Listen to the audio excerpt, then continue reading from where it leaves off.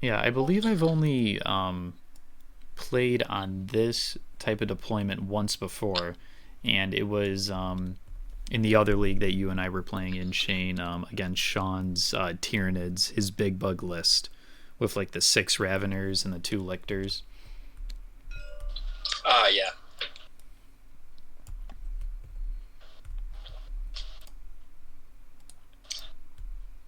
Well, something kind of unique about this deployment is, I guess not unique necessarily, but there is potential for like turn 1 charges, assuming that they deploy close enough to that middle sector. And I did get loose secondaries here, so he is taking Steadfast as well, Relic Hunters, and Reconnaissance. Yeah. So Reconnaissance is pretty easy for him with those Mandrakes. He just is gonna he'll probably put like 1 in reserve because he only needs to get those 2 table edges. So yeah, see, there's already 1 set up like in deployment. Well, like that's in his deployment zone, but that'll probably just come straight down onto the furthest bottom right objective. Manage to hold that and also be on the table edge there, and then he'll deep strike one of the Mandrakes in that he's going to wind up putting in reserve here. So you said he end up putting 3 in reserve against you, Ryan? No, he only put in 1, but that's really all he needed. They also, like, they're not slouches in movement. They've got like 8-inch movement, I think. Yeah, so like they can get anywhere on the board easily. You don't really even have to deep strike them in. Yeah, the nice thing about these Mandrakes is they're like the perfect flex unit.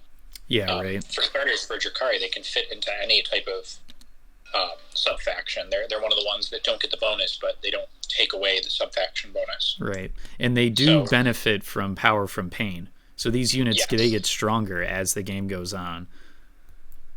And not just that, but they're just good kind of flexible units in general. They have the really high movement, like you mentioned. And they've got a solid option both in melee and in range with the Bell Blast, 18 inches, with that upside of a Mortal Wound.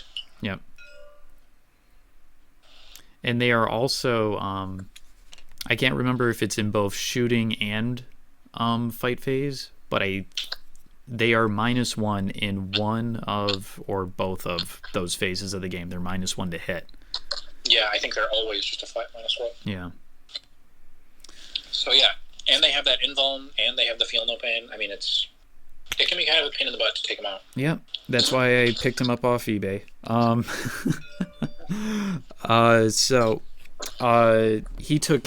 Luz took Steadfast, Relic Hunters, and what was the third one? Reconnaissance, yes. So Luz also opted to go for the Prophets of what is it called? The Prophets of, it's the Racks one. So the Racks are going to have that 4-up invuln save along with the Akathist. Okay. Yeah, the one he took against me, it was the ignore the obscured penalty in the shooting phase. Yeah. So this is a deceptively, I don't want to say like deceptively flexible, but like most people, when they think Druhkari, they think, oh, there's the Grotesque, and there's the Rack, and the Homunculus, and the handful of Incubi, and then like 3 Mandrakes or whatever. But this is, it's a really Mandrake heavy list. And I think with this packet,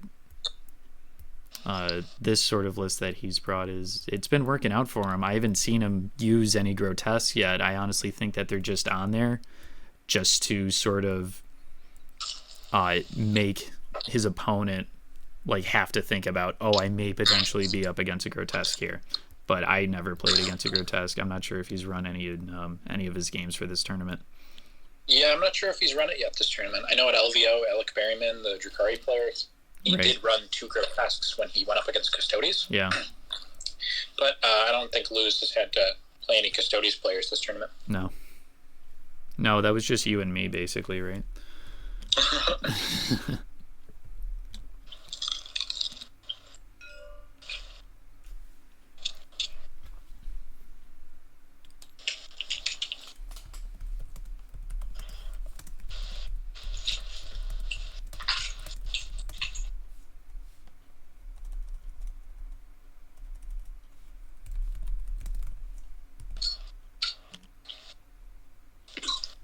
pretty standard deployment so far. Nothing too shocking.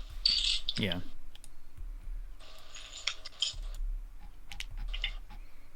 So what's interesting is cut apart for Alex. To me, because really,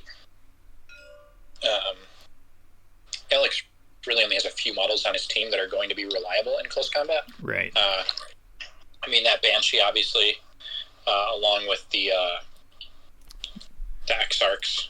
And the Striking Scorpion, yeah. Outside of that, though, I mean, he's got a couple of Guardian Gunners with Flamers, a couple Dire Avengers, Dire Avenger Exarch, and he's got that weapon platform with the Star Cannon. Mm-hmm.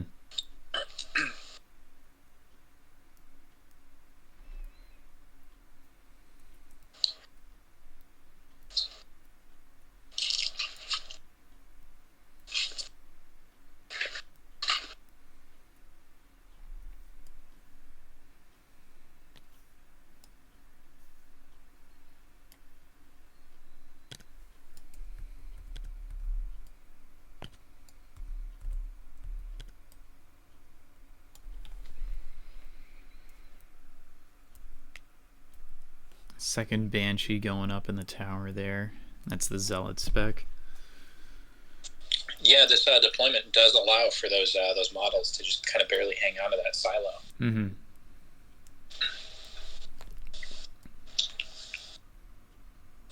I'm actually curious if that's something that's possible because of the silo. I'm not sure if people were able to do that with the tower setup. Yeah. Not sure. Okay, so it looks like Luz has one deployment here. Initiative, rather. Oh, yeah, I should say. Yeah. So really, I mean... Yeah, so just like he did in the game against me, he's only got one Mandrake in reserve. Yeah. I'm gonna be honest, he beat me, but I kind of think that's a misplay. And the only reason I say that is because he could spend one command point and drop in 3 of the same model at they can all drop in as long as they're outside of 5 inches from an enemy model, they can drop in. Mm-hmm. And you drop those models in after turn 1 movement phase is complete. So they drop in, they still get to shoot and everything. I mean, unless he's hoping for a bunch of long bomb charges here with some of the Mandrakes, I don't really see a reason for just deploying those guys straight up. Yeah, I mean, it's an interesting choice. I'm not sure what he's going for, but I mean, we'll see. One thing to note is Luz is really going for a purely kind of positional game plan. I mean, just looking at the racks and the secondary choices with reconnaissance and steadfast. Yeah, well, not purely. He does have relic hunters, but yeah, no, he's definitely going to be leaning more towards positional. Yeah, I mean, relic hunters for me, I get that it involves kills, but it doesn't feel like a killy secondary. Do you know what I mean? Yeah, absolutely. Because you need to be good with your positioning in order to pick up that. It's not enough just to kill. You know what I mean? You need models with good movement to, and you need to be good in the movement phase in order to capitalize on that secondary.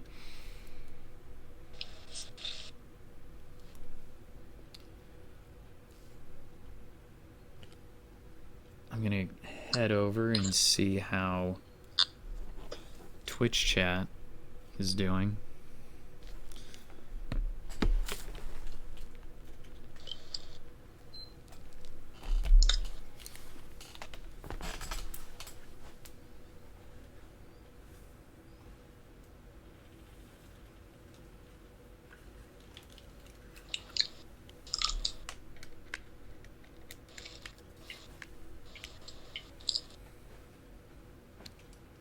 So, interesting little tidbit. Alex did play against a Druhkari player. He played against Alec Berryman at LVO. Oh, yeah, that's during right. Day 1 of the big tournament. And Alec Berryman actually got the win in that matchup. And I believe he was playing a Prophets of Flesh style build, too.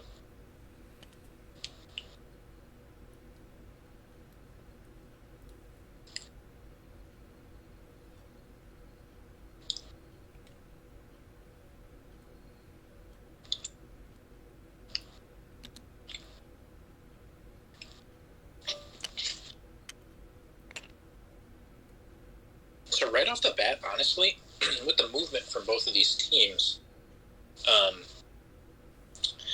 wouldn't be surprised if by the end of this game, neither player is able to actually get there steadfast. Provided this isn't turn into like a one-sided affair one way or the other. I agree with that. Because right now, just the way that rack demo is set up, I mean, the obvious candidate for Alex to get his steadfast is that top left objective right next to his deployment.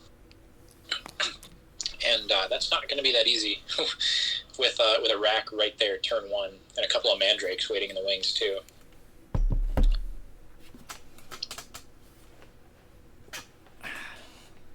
And we're probably going to see that Howling Banshee XR come down and kind of mirror that move that the demo rack made. Yeah. Puts him in position for a really good turn 2 charge on the Night Fiend leader. Ooh, that's his leader that he's stuck all the way out there.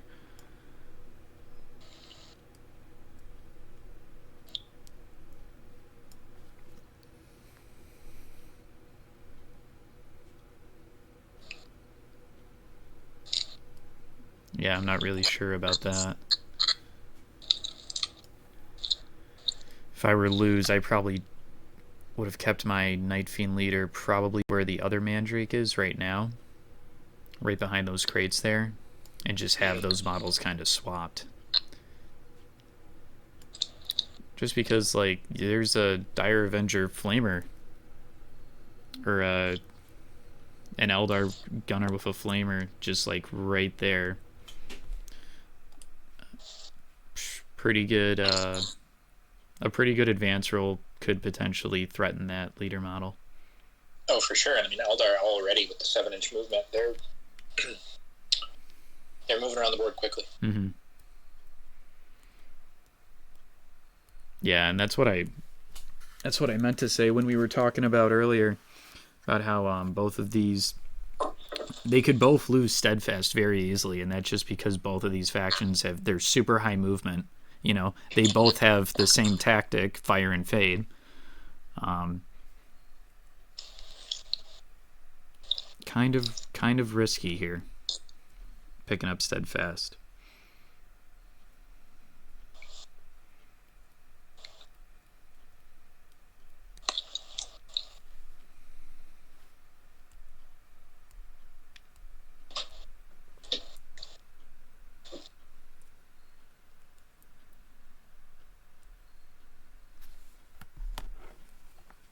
And one interesting thing to note is since Luz has initiative, if Alex advanced that gunner in front of the leader, Luz will be able to shoot at him and then fire and fade to get out of line of sight at the very least. Yeah. I mean, not the kind of position you want to be in, but it's something.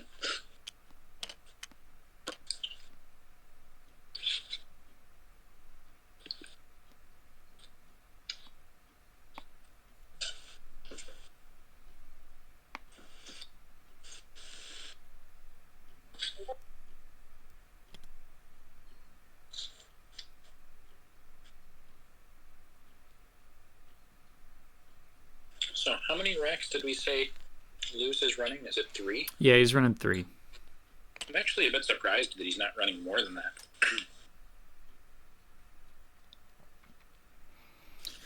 Yeah, I think in Alec Berryman's list, what he was typically running was like probably like 3 mandrakes, and then the points that he saved by not bringing the rest of as many mandrakes as Luz has brought here, they were allotted for more racks. Yeah, I mean, one thing to note is even the Dire Avengers and kind of the lower hit, like the, I guess, quote unquote weaker units for Alex are going to be able to kill the mandrakes. I mean, just as easy as some of the stronger units. Yeah.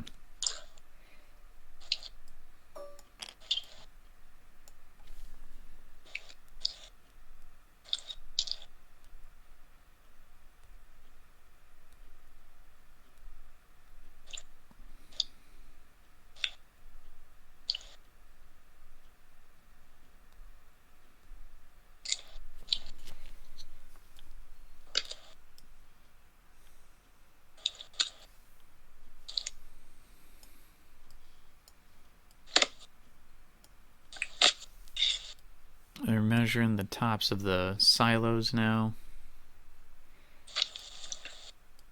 I believe Luz is completely done with his movement, and now we're just waiting for that Clayvex. Oh, yeah. I do think that Clayvex is going to be kind of a major player for him.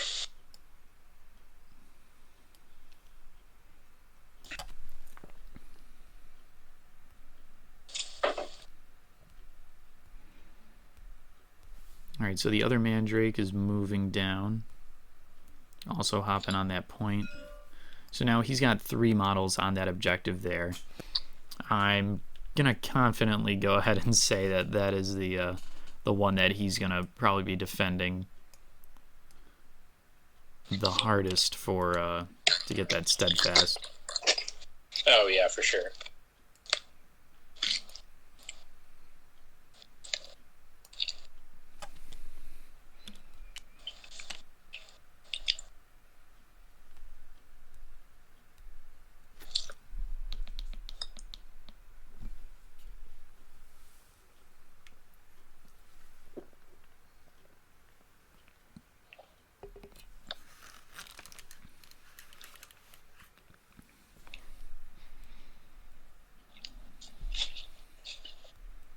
So, do we know if Alex is bringing the Scorpion's Claw, out of curiosity?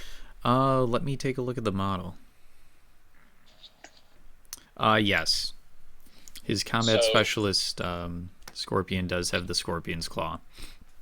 It's going to be kind of interesting to see because that Scorpion's Claw takes a -1 to hit. And if Alex gets locked up with a Mandrake, he's going to be hitting on 5s. Yeah. And the AP isn't going to be doing anything because the 5 up and one. Mm-hmm.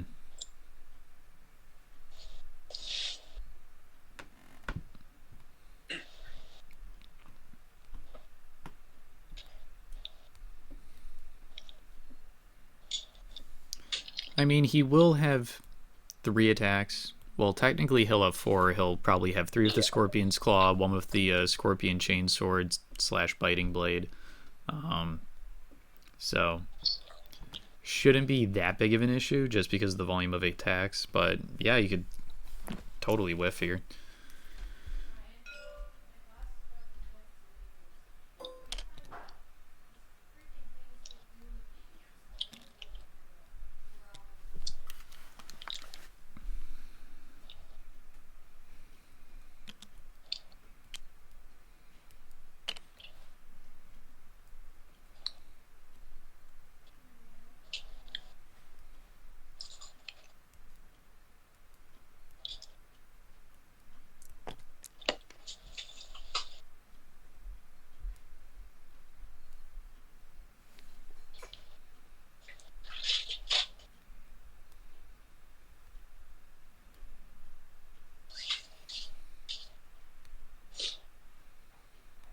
I'm still curious to see where that Clayvex is going to end up.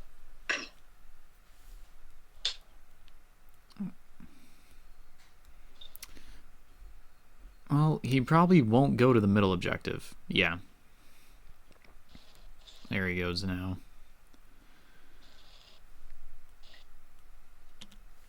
It's probably a safe spot for a turn 2. Turn 2 charge, yeah. If he gets initiative, he could charge into that Zealot Banshee wherever she winds up. Probably just on the opposite. Zealot Banshee doesn't charge the Clayvex right now. Oh, yeah, true. I think Alex was just measuring for that. Oh, that's totally doable. Yeah. And one thing to note is Luz is probably going to end up spending a CP for that Deep Strike. So there's not going to be any room for him to decisive strike if Alex does get in with a charge.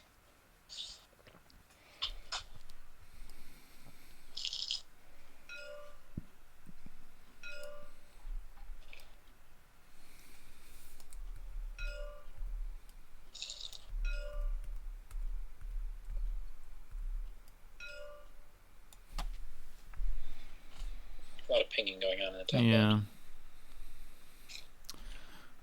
If I had to guess, I would say the Scorpion Claw is probably is declaring charges right now. Or the Scorpion. Not sure. I think Luz is now completely done with his movement. Yeah. He's got tokens on everything.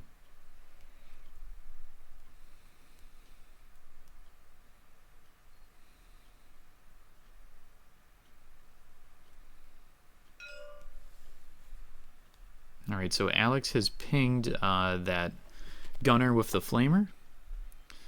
Yep, and he's looking for a big advance here. He's got that 7-inch base movement.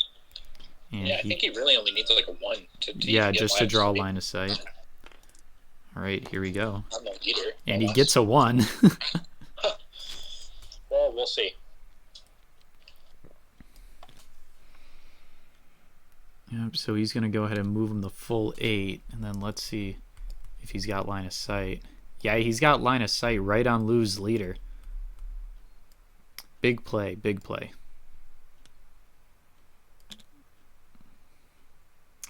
Yeah, I mean, if Luz can get a shot off and maybe kill that Storm Guardian. Yeah, that's the thing, right? Because Luz has initiative here. So what Alex is trying to do is get line of sight on the Night Fiend leader, but also be obscured and not be in line of sight of the other Mandrake right behind the leader, just to try to keep him alive as best he can. Yeah, that is pretty smart positioning right there from Alex. Yeah, let me take a look and see if this leader just moved or if he advanced. No, he just moved. So the Night Fiend leader, he's going to be able to get 2 shots off hitting on 4s at strength 4 AP 1. It'll be interesting to see how that plays out in the shooting phase. Yeah, so see, he's just trying to get his model a little bit obscured just because the Night Fiend leader is right up on that corner there. I would say that he's obscured and has line of sight at this point.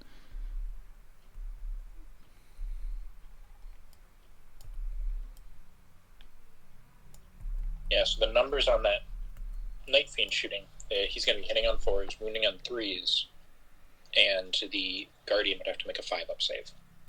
Yep, that's correct. So really not terrible. And if it gets to the injury roll, we are talking about a 4-up instead of a 5-up. Yeah, that's true. Because he's more than an inch outside of the obscuring cover, or the obscuring terrain.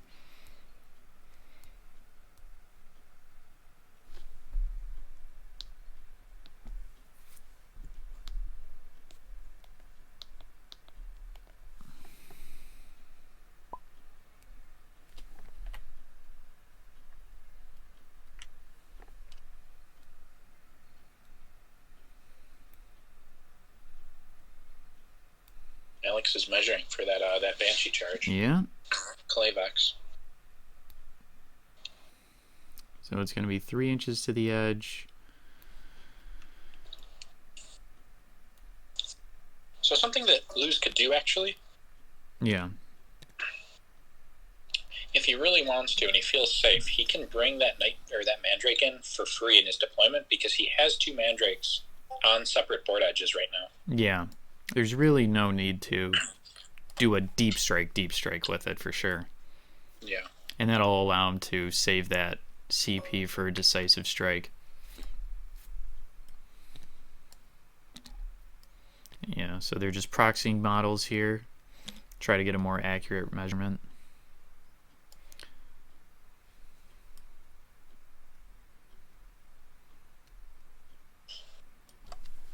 Well, it's looking like 3 to the edge, and then maybe another inch to the bottom.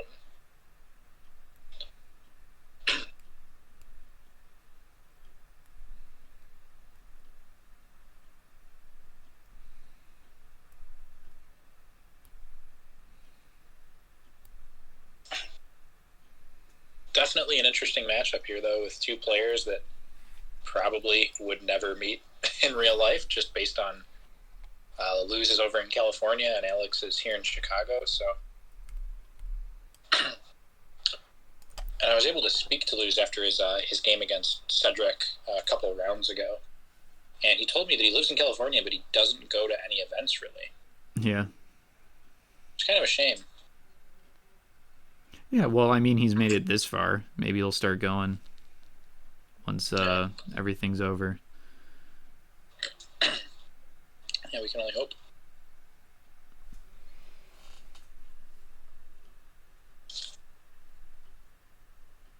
So I don't think right now, Alex's Star Cannon has a shot on anybody. Basically meaning that he's going to have to move it if he wants to get a shot, and he'll be taking another -1. So if he's shooting at an obscured Mandrake after moving, he's going to be hitting on 6s. Yeah. Alex is still considering whether he wants to do that Banshee charge on the Clayvex. And there's risk involved. I mean, that Clayvex is absolutely capable of killing the Banshee. Mm-hmm. That one's really going to come down to who gets to fight first. Yeah.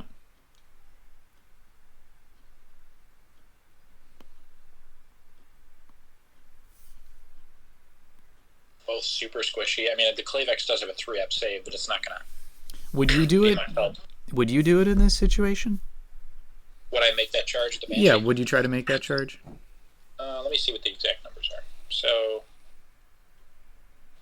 it's like 2.7 here, and then it would be 3.7 here. There is... Luz is asking a rule question about jumping down, Shane. Just a payment is free. It's about a 9-inch charge for Alex to get down to that Clayvex. Mm-hmm. So, in all honesty, I think I would go for it. Yeah. It's tough, but he does get to reroll that charge. Yeah, right. I was just about to ask you if Banshees get that.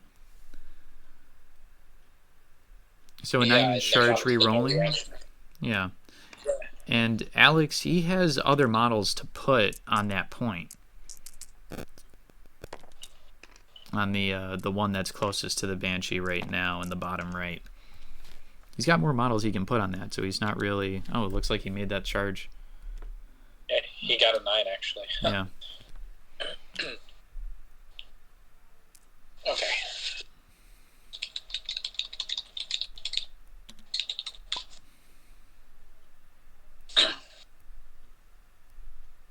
Yeah. Also, I'm not promoted right now, so I can't do like picture-in-picture or anything like that.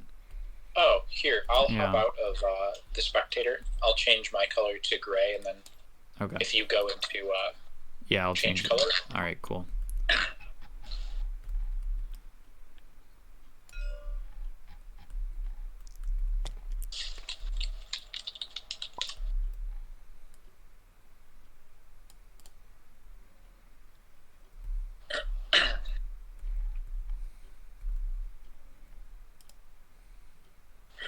So,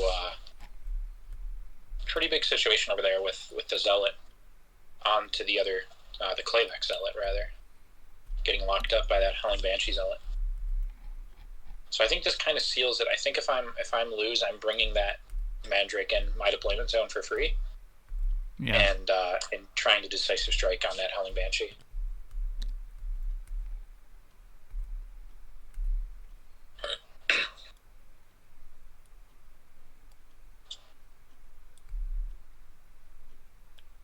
So Alex is placing that Dire Avenger just right outside of 18 from that the Mandrake to avoid the Bell Blast shots.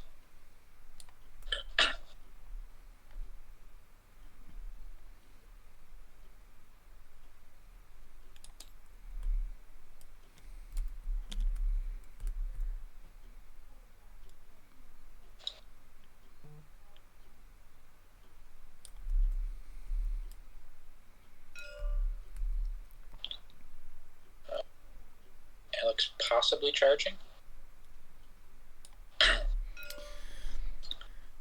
Interesting.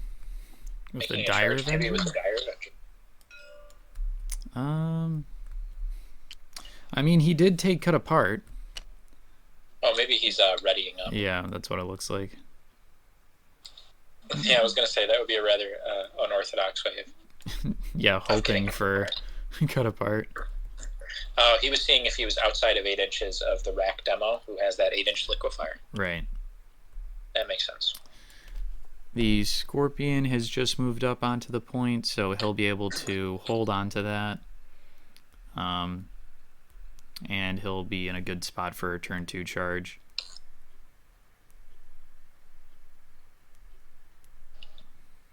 Yeah.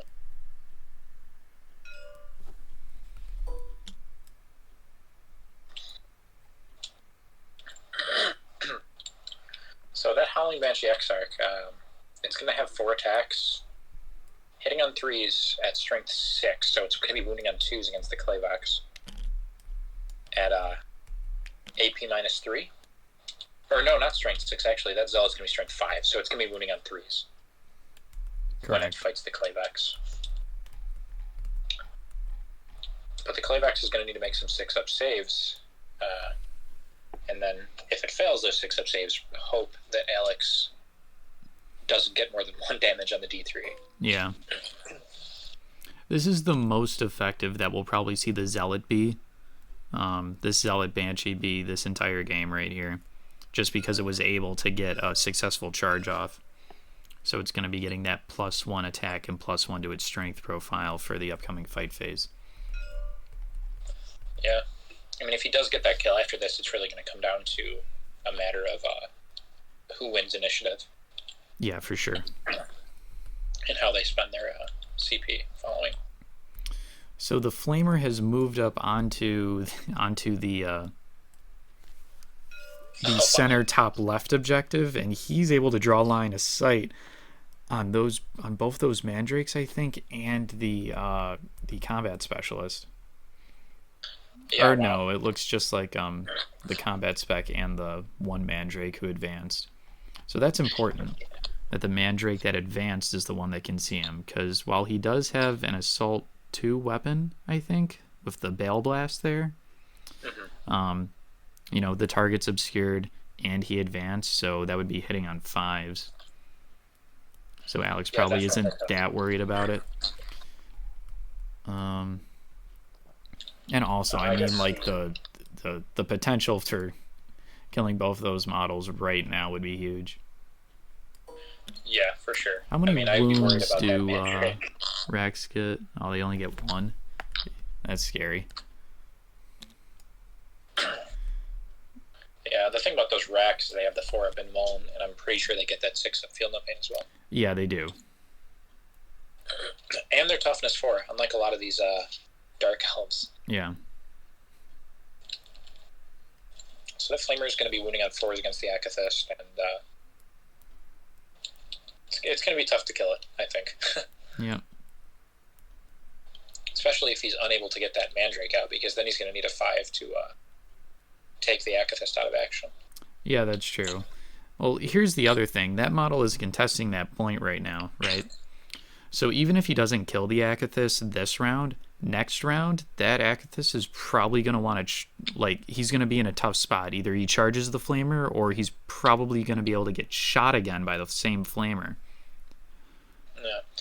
Well, what he'd have to worry about is that other Mandrake that Alex can't see charging first. True. Because then there's no opportunity for an over. Yeah. He could probably get away with it by Fire and Fading, but just to accomplish that, I'm not sure if Alex would be spending the CP on that. Well, Alex might Fire and Fade if getting onto that middle objective. Oh, yeah, that's true. Because right now Alex is holding 2 points to lose 2 points. So it could tip the scale there. Yeah. In that case, it would be absolutely worth it. So, trying to see if it's... I think they're moving the heavy weapon platform right now.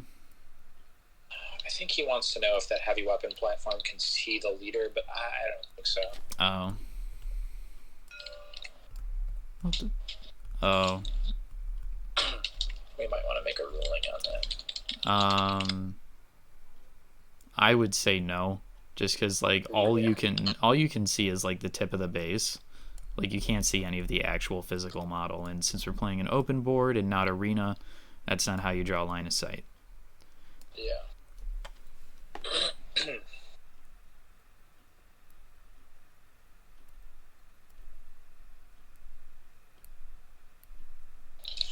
Now Alex is probably going to have to rethink his move here. He might even be able to get the Star Cannon up on top if he really wants to. Yeah. It does have 7-inch movement, just like all other Eldar models. Yeah. That would be a great position for it. Yeah, for sure. You know, it looks like he's just trying to get more line of sight onto the Akathist and the Mandrake. The Mandrake will get a shot if he really wants onto that Star Cannon. If he really wants that, yeah. He'd be hitting on 6s, but yeah. Star Cannons, they got 2 wounds, right? Yeah, they do have 2 wounds. Yeah. He doesn't want to shoot it. They just want to know if the Star Cannon would be in half range or not, which it totally would be. It's got, 36-inch range? Yeah. Just in the event that Alex does fire into it. Now, this is kind of unsurprising, honestly. Alex's leader, the Dire Avenger, just moving right up onto that middle point. We've talked about it with him on our podcast, and we've seen him do this a lot, where he's super aggressive with his Dire Avenger leader. Yeah, I mean, a lot of Asuryani players are going to have to take the Guardian Defender leader, who will just sit in the back. But Alex loves that Dire Avenger Exarch, who just kind of runs up with his 2 wounds, 4-up invuln. Yeah. Twin catapults.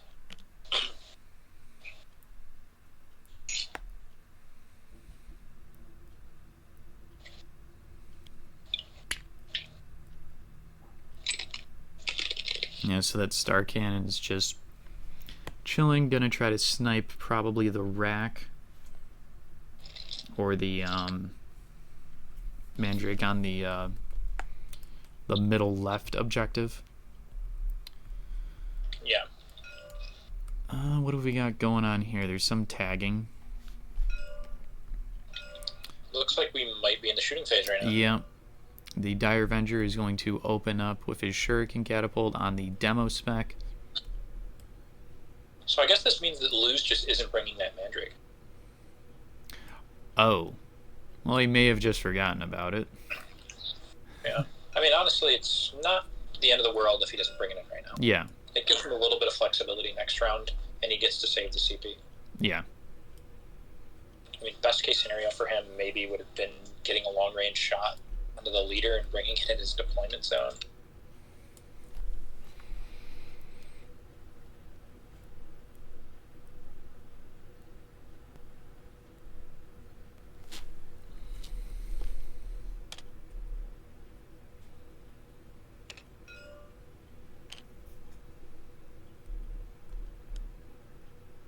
Oh, see. Okay, so he's moving it around now. I'm not sure if he's dropping it in yet. I think he's looking to see spots that he would be able to drop it in.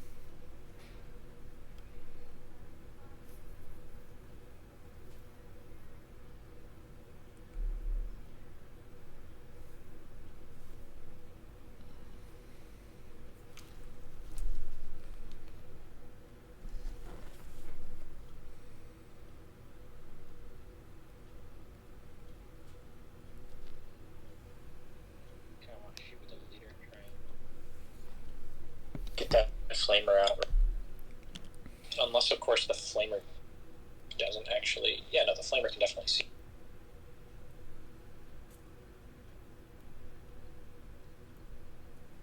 Looks like they're checking something. Oh, he is actually bringing that Mandrake in. Looks like they forgot. They're going. Yeah. Fair enough. And he's just outside of 8, actually. So that's a really smart placement. So now he has an unobscured shot at short range onto that flamer. Yeah. Right in the top left. Yeah, see, that's the thing I'm saying. Like, imagine if he had 3 of them instead of just the 1. He would be able to set up a lot, like, more shots of opportunity turn 1. Oh, Alex is going ahead. Okay. Whoa, that's a lot of dice. Yeah, he's making them blue. And making our lives easier. And then he deleted them.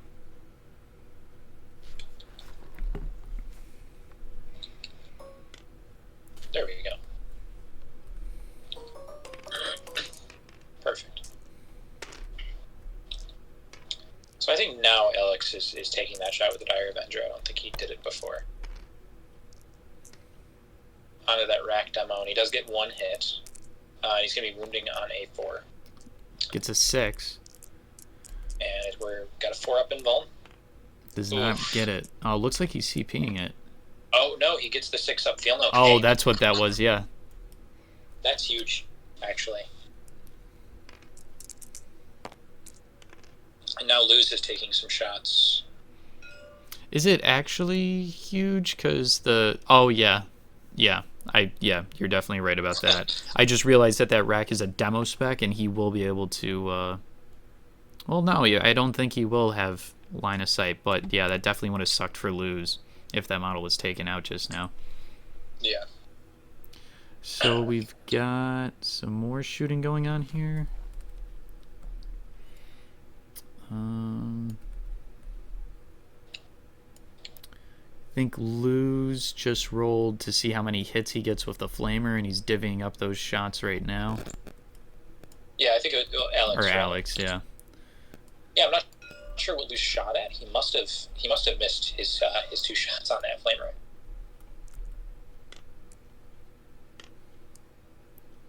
So he's going 4 and 1.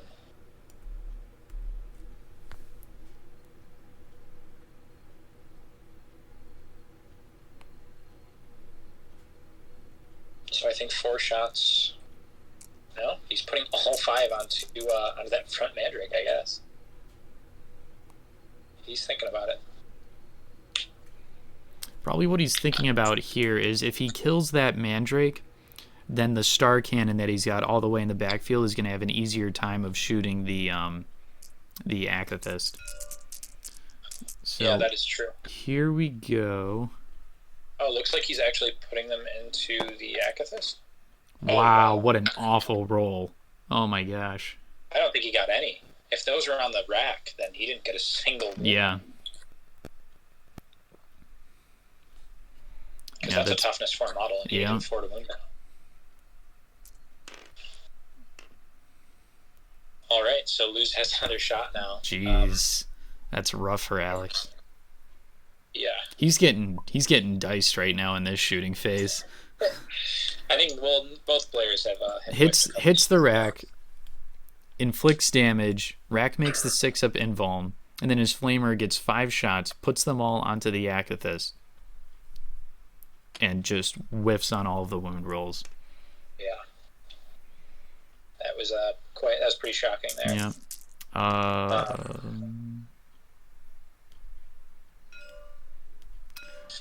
It looks like he's going to take a shot from that back Mandrake onto the leader in the middle. Ah, okay. Probably going to be long range and honestly probably obscured. Let's see. Ooh. I think it is obscured. I mean, if he turned to the base, it probably would be an unobscured shot. But yeah, right.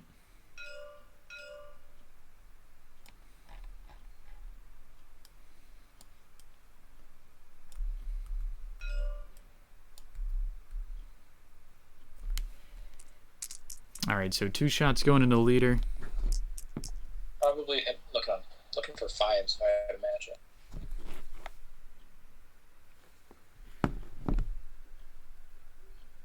Yeah, it's long range. It's obscured. He needs 5s. Gets 1. He does get 1.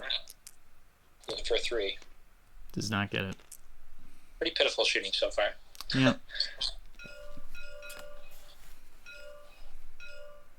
Lots of pings here.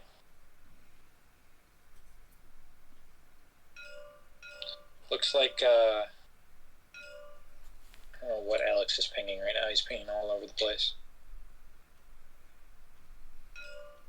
I think he's taking 2 shots with the Dire Avenger Exarch into that Akathist.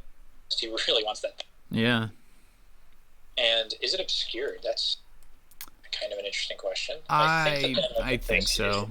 Just because the Mandrake is out a little bit in front of it. Yeah, honestly, pretty unlikely that Alex is going to get anything on this Akathist with the Dire Avenger. Yeah. It's not the most statistically probable. Well, he could get 1, yeah.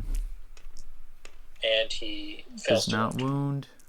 But he's got 2 more shots. Yeah. I assume on the same target. 1 hit. Does not wound again. And he doesn't. Yeah.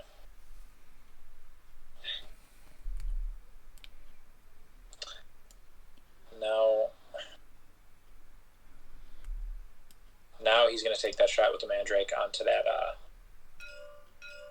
So this is short range, unobscured, I believe, onto that Storm Guardian Gunner. Oh, yeah. He's wide out in the open there. So hitting on 3s. He gets 1 hit. That's a wound. He does get a wound. And now it's a 5-up save. Alex doesn't get it. 6-up, doesn't get it. And he needs a 4-up to get the kill. No, flesh wound. Get the 4-up. And I don't think he wants to reroll that, if I'm being honest. Yeah, he's not gonna. And he does still have a model or 2 that can take a shot at that gunner, so.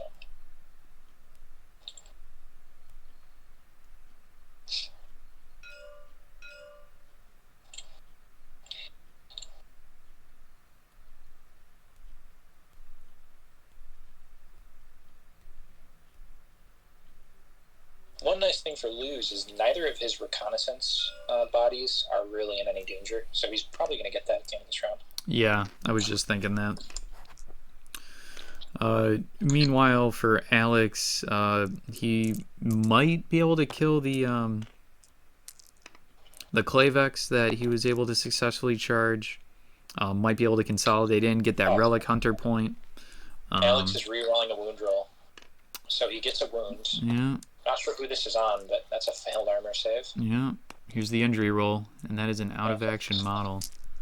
Well, it's 3. Yeah, it's 3, and he failed the 3 feel no pains. Oh, okay. So the Star Cannon just took something out. Looks like that Mandrake. Is a Mandrake, yeah.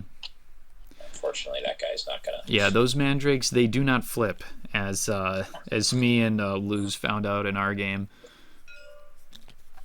Yeah, I wonder if there's like a checker piece that we can put down. Looks like they're just gonna have that advanced token. Yeah, makes sense, right? That token was right next to it anyway.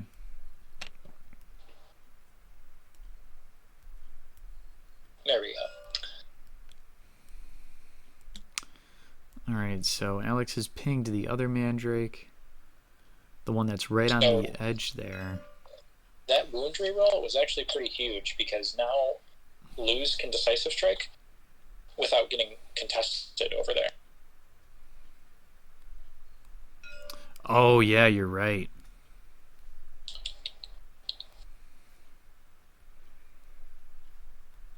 We'll have to see how that plays out. So as of right now, Alex has gotten kill 1, kill more over Luz. Ooh, Luz just took a couple shots, I believe. Yeah. Just 1 wound. Doesn't get the 5-up. Doesn't get the 6-up. So probably a 4-up to kill. I don't know what just happened, actually. Yeah.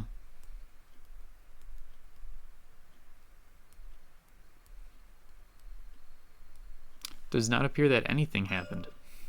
Yeah. Alright, so now that Flamer in the bottom right corner is going to open up on the Night Fiend leader, it looks like. All 6 hits. Oof. These ones are wounding on 3s. Yeah. Oh dear. Not a good position for Luz to be in. He gets 4 wounds. 4 or 5-ups. Only gets 1. 3 6-ups. Actually manages to get 2. That's crazy. Or not. Needing a 4, and he gets a 5. Luz leader is dead. Wow. Yeah, no, I mean, I think that was a positional error from Luz onto that turn 1 movement. Yeah.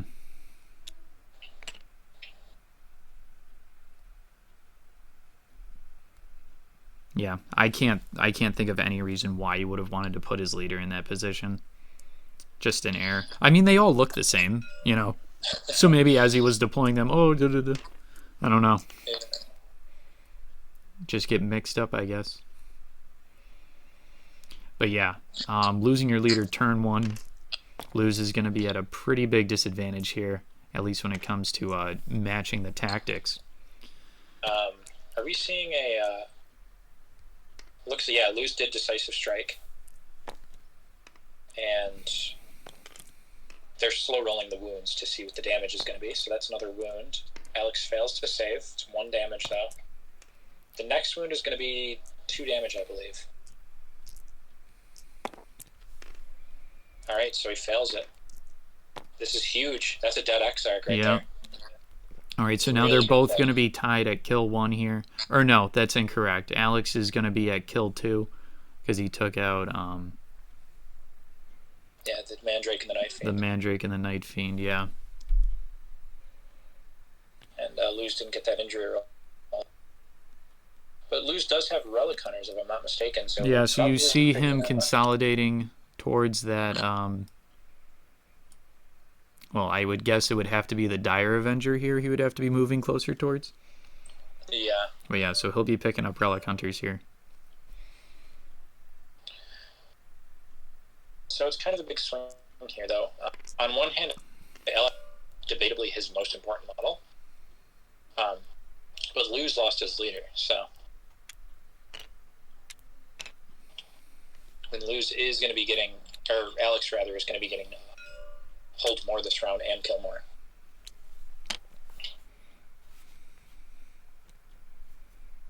So pretty big turn 1 for Alex, but certainly not a one-sided affair. No. I mean, when you look at it, those two, that one Banshee up there and the Striking Scorpion combat are really his only way to get cut apart for the rest of the game. Yeah. And having 2 models to achieve a secondary like that, it's not a good position to be in. No, it's not.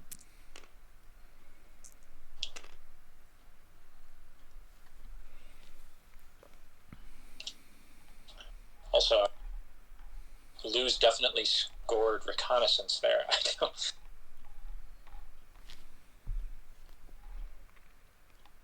I don't know if they're figuring that out right now or what.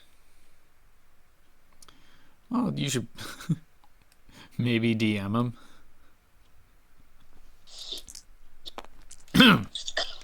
I'll let him know.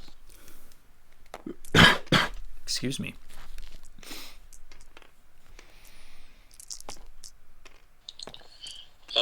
And as for Alex, his secondaries Steadfast, Cut Apart, and Relic Hunter, so he's not going to be able to pick up any of those relics. Yeah, I just let Luz know. Yeah. He's revealing that now. So it's actually tied 4-4 with that. I mean, honestly, this is going to be a tight game, I think. Yeah. Yeah, because I really think that he had a kind of a superior secondary choice. But the dead leader in the beginning is a rough situation to be in. For sure.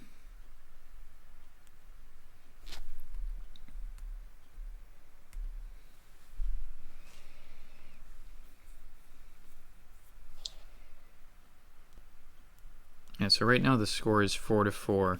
Now they're using the blue tracker to keep track of all of their victory points in total.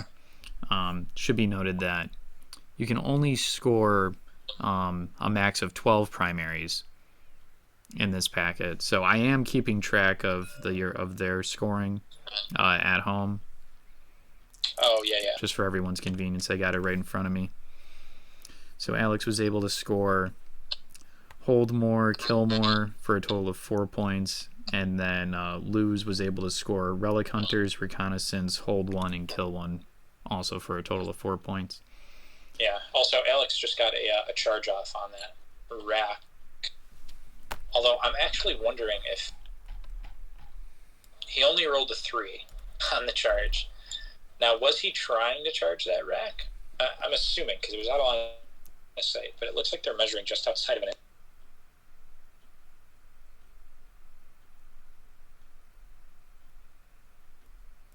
Was this the demo spec? Yeah. A rack with the liquefier. Looks like they're in. Yeah.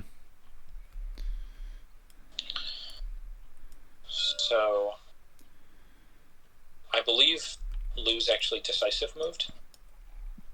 And Yeah, I was about to ask that. What the hell is going on here with the ruler? We don't need this. Come on. This is embarrassing. Get it out of here.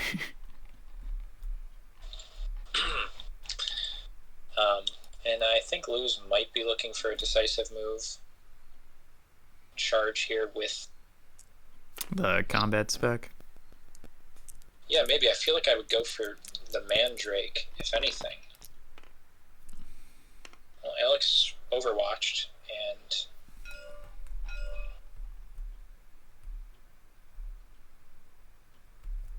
I'm not sure why he overwatched, because that Mandrake right there is outside of 8 inches, and the other Mandrake is outside of line of sight. Yeah.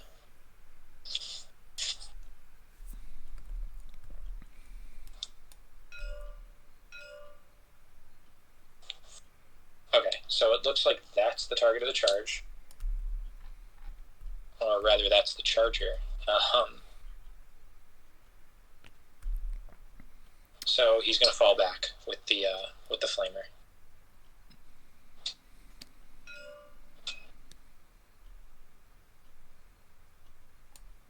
It's still not a very difficult charge, though, for Luz. Yeah. I'm not sure what his exact measurement is.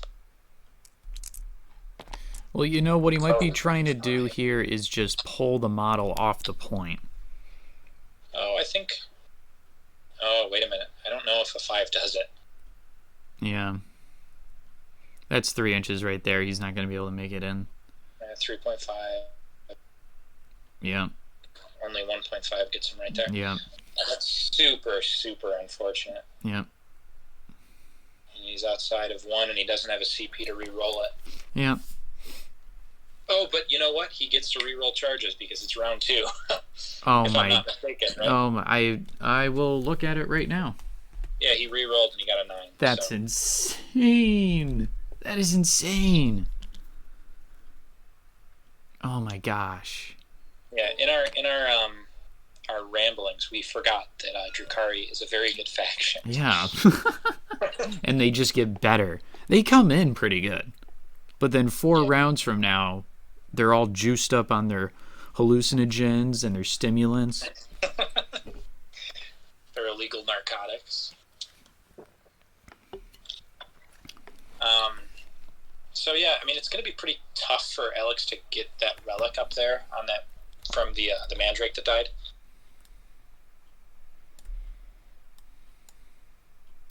Yeah, just because it's getting body blocked.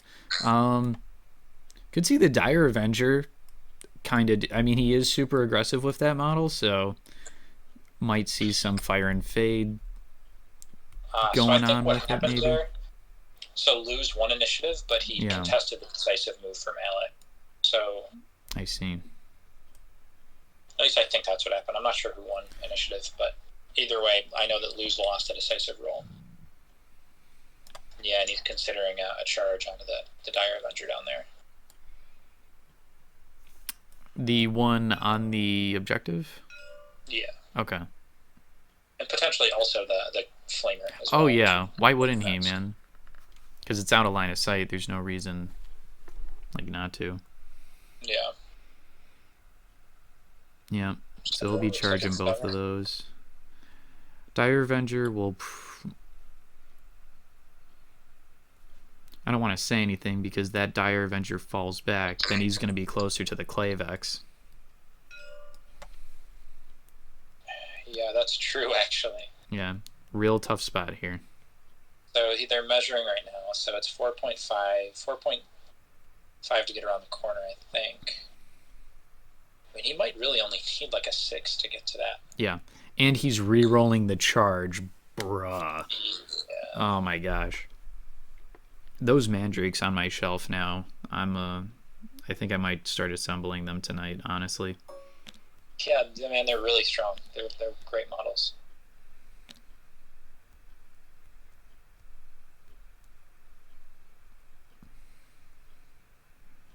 So he's going to make that probably an 8-inch charge. Yeah. With that fallback, let's see. Oh no, a 9 to get to that Dire Avenger now. Yeah. But probably an 8 to get to...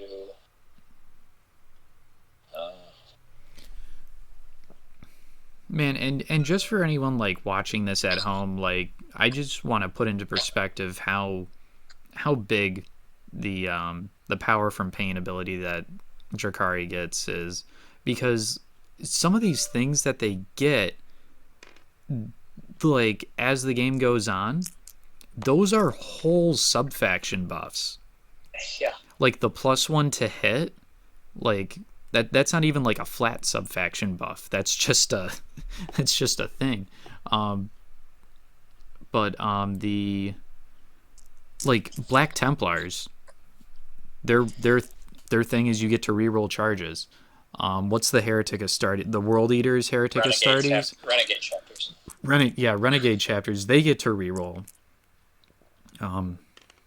Any Khorne models get to reroll or whatever it is. No, they all just get to reroll their charges. But yeah, no, that's a whole. Yeah. That's Ulthway. That's what Asuryani is running right now. Yeah. I'm gonna go ahead and read off what it is that Druhkari get from the power from pain. Oh, and he gets the 8 with the reroll charge, so he's gonna get onto that. Onto the Storm Guardian Gunner. Wow, so he ties up the other Flamer? Yeah, that's huge. Yeah, so I believe it's turn 4 they get a leadership bonus, which is the best time that you can get something like that. Yeah. Turn 3 they get +1 to hit. Turn 2 reroll charges, and turn 1 is just the feel no pain, I think.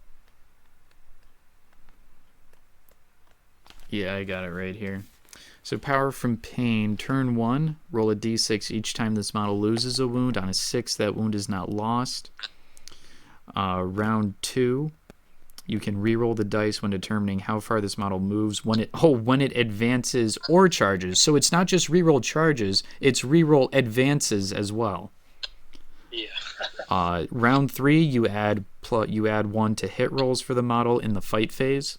So these, yeah, I can really see the appeal to Mandrakes right now because they've got great shooting. They're real good in combat. You can put them in any sub-faction, so even if it's Rax or if it's the Splinter Gunners, like... Yeah. You can put them in any list. You can play them with, I think, Witches, too. Yeah, Witches benefit from power from pain. Cabalite Warriors benefit from power from pain. Man. You got so much built just straight into them.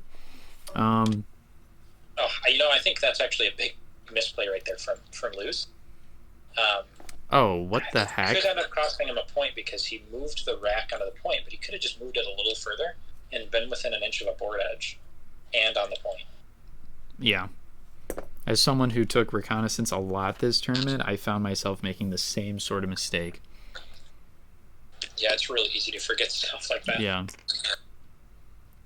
Especially when you kind of don't want to remind your opponent that you have that, right? Yeah. So it's like, do I want to sit for like a full 5 seconds to measure a model that is because as soon as you measure as soon as you double check and make sure that model is on an objective and within an inch of the table edge, and you're measuring that out, your opponent's seeing that, and your opponent's thinking, I got to figure out how to kill this model because I can cut away 2 points from him this round. Yeah, and honestly, I think this is going to be the turn where Alex realizes that getting steadfast is going to be a very tall task. He's got his 2 melee sources on that top left objective right now. Yep. The Howling Banshee is already locked in a charge standing on it. But the Striking Scorpion, he's either going to make a charge and do what he's there to do and try and get cut apart. But if he does that, he's going to have to leave this objective. And all that means is, if this Howling Banshee doesn't kill the rack can just pile in and contest the objective and effectively deny steadfast. Yeah. Because the only other objective that Alex held round 1 was this bottom right one, which I could easily see him losing once this Mandrake does some pile in consolidate shenanigans. Yep. And the point in the middle, which I believe the Clavex is charging that leader right now.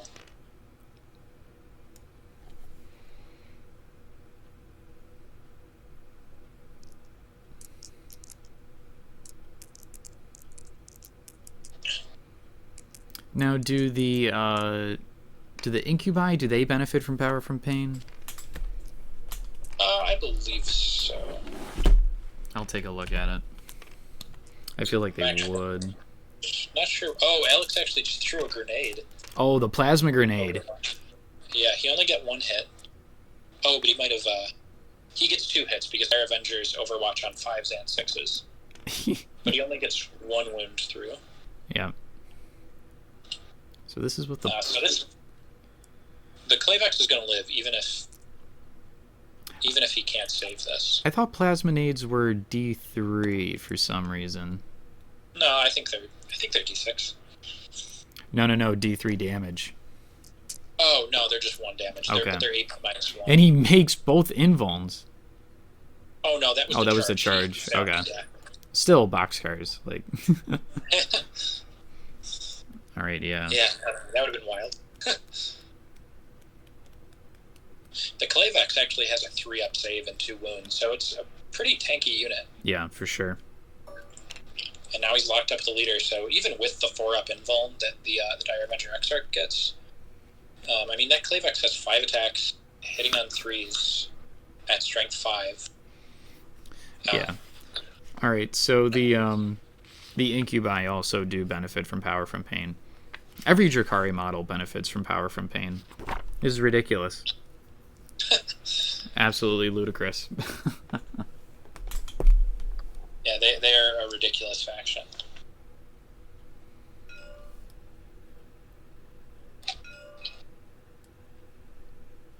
I'm going to get the box of mandrakes and make sure there's 6 of them in there.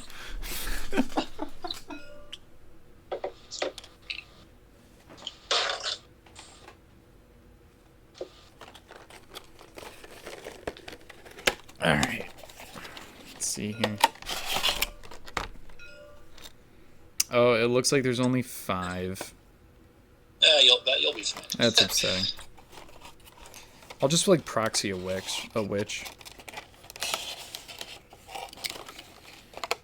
And honestly, you don't really need 5. No. Not when literally the entire rest of your potential models get the same benefits. Yeah. So Luz is moving just a regular move from that Mandrake up onto that top left point. I mean, really, winning initiative round 2 was big for him.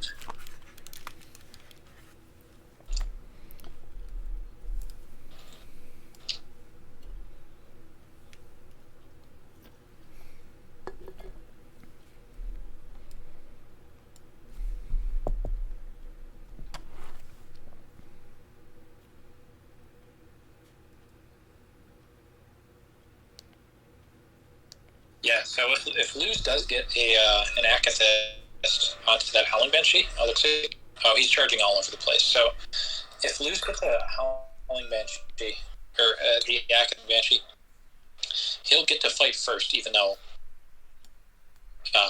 Alex won that decisive move and got the charge in because he won initiative. And that's a 7. I'm not sure if that'll get him. I think it might get him onto. I don't think so. Yeah, he needs more than a 7 to get onto. So he's going to re-roll that into a 6. Oof. Honestly, I think if I'm losing, I think I might just keep them on the point. No, but he's not gonna. He's gonna.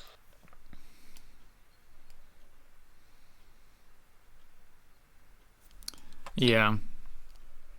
I think that's an okay move.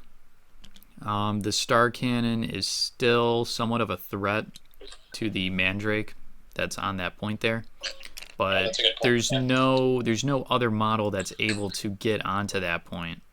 And the Mandrake that he's got all the way back here on the table edge, he hasn't moved it yet. I'm not sure if he is going to move it because that's what's scoring him reconnaissance, but as of right now, he's not scoring reconnaissance, you know what I mean? So Yeah. He may realize that and just try to get it onto the point there just for a little bit of extra security. But I honestly don't think he needs it. Yeah, he's opting not to move the Akathist. Yeah, that's smart. Because, I mean, what's probably going to wind up happening is the Striking Scorpion is going to come in and at least charge the demo spec rack. So had that model moved there, it's not like he is Decisive Strike or anything. So he's going to be locked in combat with a Howling Banshee and a Striking Scorpion. That Striking Scorpion is going to charge the rack no matter what. He absolutely... Alex has to kill the rack's demo model this turn. Yeah, I agree. What? I mean, the rough part about that situation is the rack is not an easy model to kill. Yeah. Especially with that how Alex is kind of forced into that situation where he has to put 2 bots on that rack. Yeah. To try and prevent the rack from being able to pile in. Yeah. Test that actually.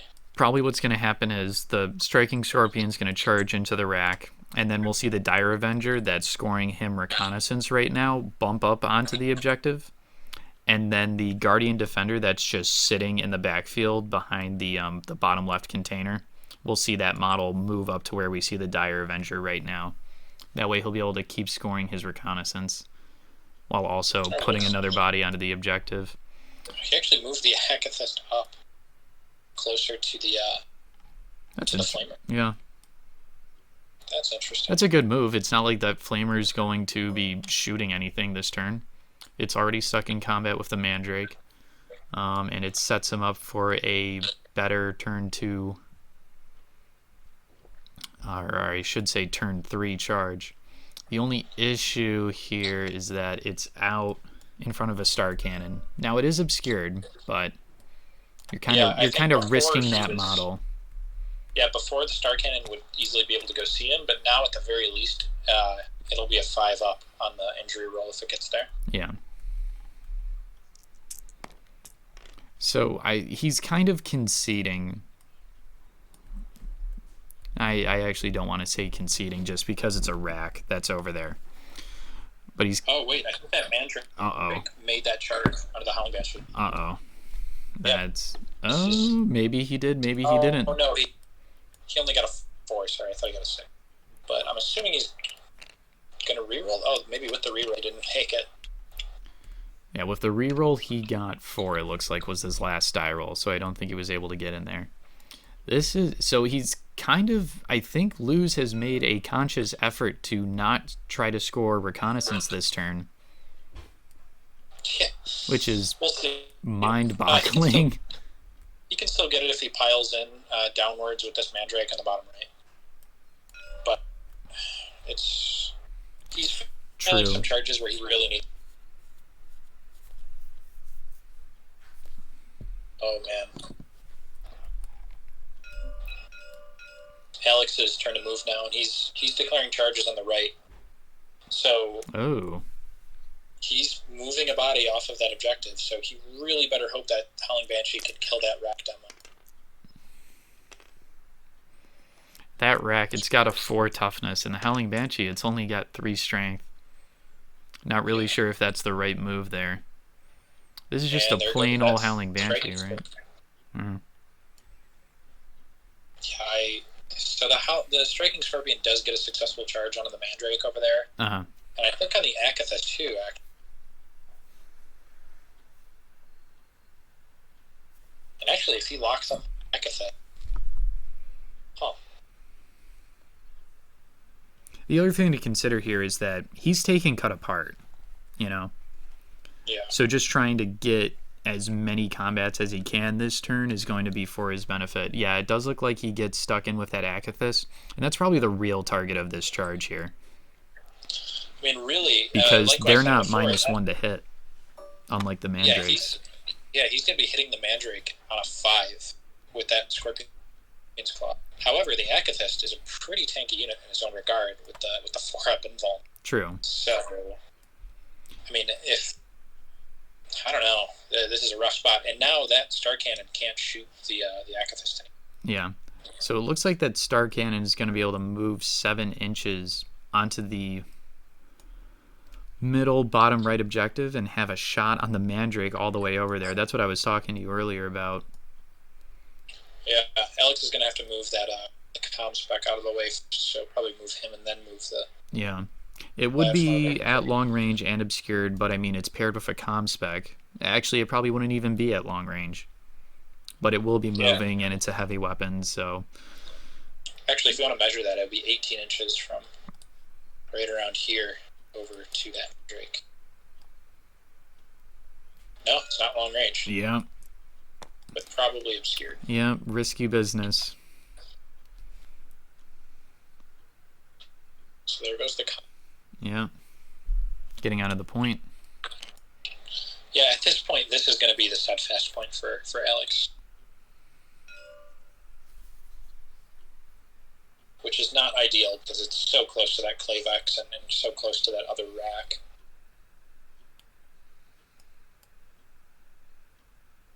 And not to mention, with some pile-in and consolidate shenanigans, that Mandrake might be able to get tied up with that Star Cannon if it kills that. Yeah. Have you watched the Crumpin Corner video from Emmanuel and Alex over on Strategic Advantage yet? I haven't gotten the chance to watch. I watched a little bit the other day. Yeah, it's so good.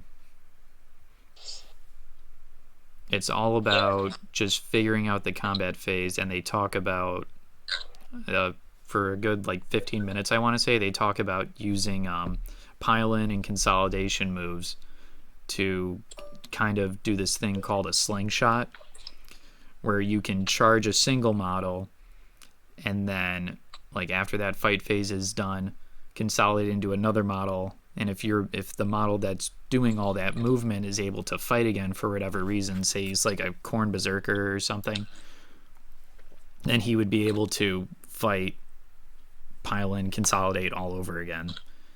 To the point where in some certain map setups, you can go from one objective all the way to another, and you can contest an objective that your opponent would think that he had you body blocked on.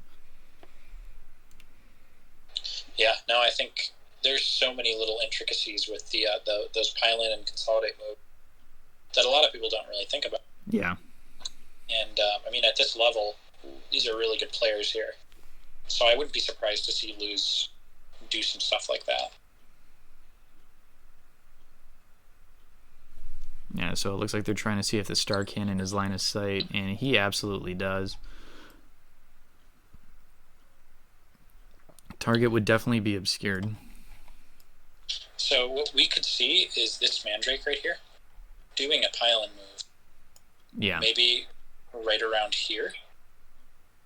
And then if he kills this Flamer, he can consolidate up to 3 inches, go right here, go base to base to the Star Avenger, and possibly end within an inch of the... Yeah. And that would, take the Star Cannon out of the game for the third round. Yeah. That's huge. We'll see how that happens. So yeah, see what I'm saying over here? The Guardian of the Guardian Defender he's got in the bottom. It looks like he's just advancing with him. Yeah, he's going to try and get onto that top left objective. Yeah, not with the blue Dire Avenger, with the red Guardian Defender. I don't really understand why he would do that as opposed to what I had suggested. Because he's not going to be able to get on the point. And really, what was this model doing before this turn? It was just sitting there doing nothing. Yeah, it was screening out the Mandrake. Yeah, so might as well have it replace where the Dire Avenger is currently. Move there, score your reconnaissance point, and then the Dire Avenger moves up onto the objective. Actually, Alex, I don't think has reconnaissance. Oh no, yeah, he doesn't. He has steadfast, cut apart, yeah. And all that kind of stuff.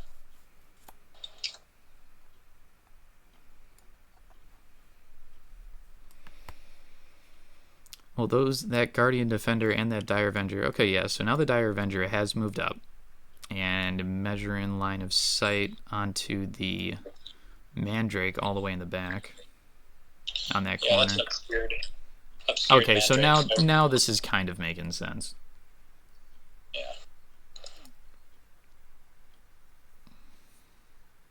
Shuriken catapults are rapid fire weapons, correct? No, they're assault.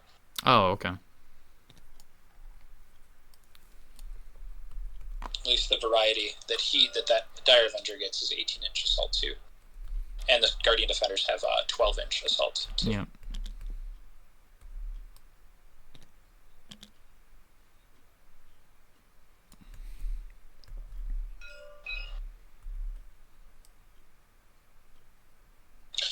Yeah, and I also believe that if he consolidates onto that comm spec, yeah, good from Alex to get that out of the way. Yep. I don't think the Star Cannon is able to shoot if the model operating it is not eligible to shoot. Yeah. I could be wrong about that, but he could effectively do the same thing I was talking about by locking up the comm specialist. Yeah.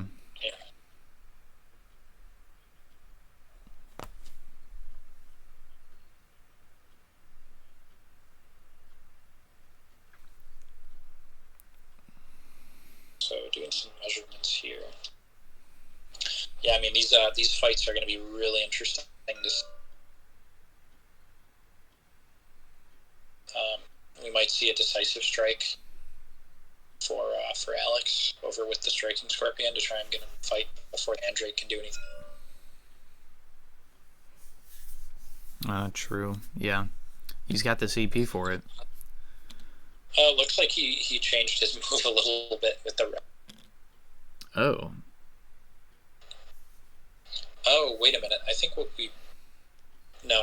Yeah, he just changed his move with the rat because it was inconsequential to get that reconnaissance. Yeah. That's good to see.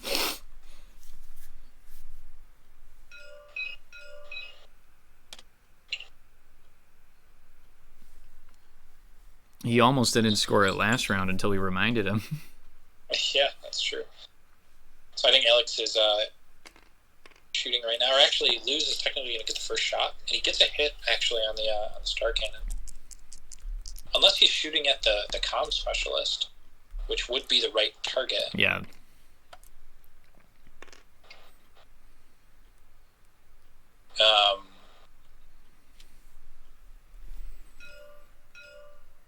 I think he did shoot into the Star Cannon. Was the comm specialist not? Was he out of out of range? These mandrakes, they do have an 18-inch range, so I think he was within range. He definitely was within line of sight.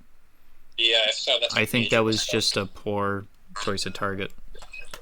Yeah, because that would have been a failed armor save from the comm specialist. Yeah. Alright, so Dire Avenger fails his shot.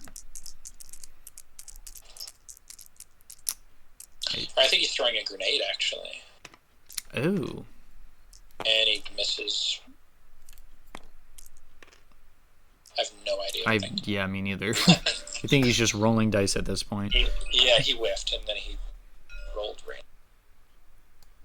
Now I think this Mandrake is also going to... Well, that Mandrake already shot. Oh, no, it's the Star Cannon is looking to try and get a shot. Maybe on that Mandrake up there that's getting reconnaissance.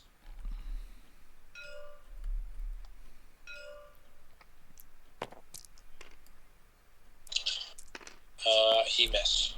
Or no, he got one hit. And he got one wound. 5 up invuln. He doesn't get it. It's only 1 damage, so 1 feel no pain, but he doesn't get it. And he doesn't get the kill either, so... Unless Alex wants to reroll, but... It looks like Alex actually spent a CP on something already. I don't know what it was. So Alex is down to 1, so he's not going to be able to decisive strike over here.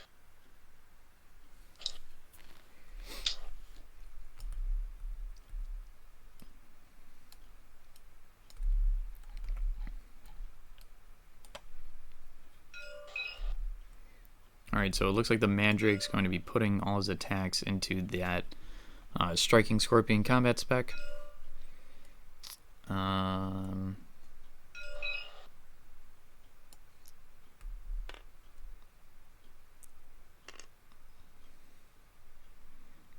Yep, here we go. So these Mandrakes, they get 3 attacks. 2 hits. Hitting on 3s. Wounding on 3s. So that's 2. Wow. Woof. 2 misses from Alex. Yeah. But he gets one of the feel no pains. Nice. Wow. Or is that a dead scorpion? Oh no, it was the flamer. Oh. But he got the kill. And he probably should consolidate this way and go base to base with the scorpion to try and get that. Yeah. Yeah, as long as he's within an inch and he moves closer to the scorpion, he is going to be able to get that point. So Alex is I think he's swinging with, looks like the striking scorpion.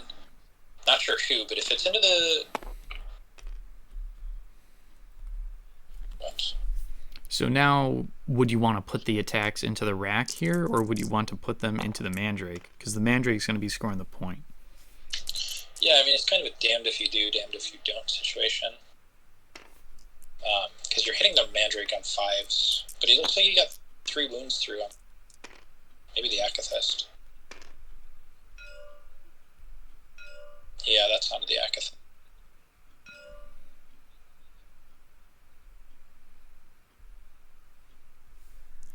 Oh, looks like he's splitting attacks maybe, so it's 1 attack now. Yeah, so this is probably with the Scorpion Biting Blade.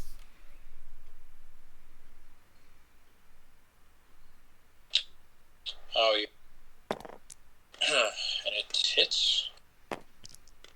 Does not wound. That's not wound.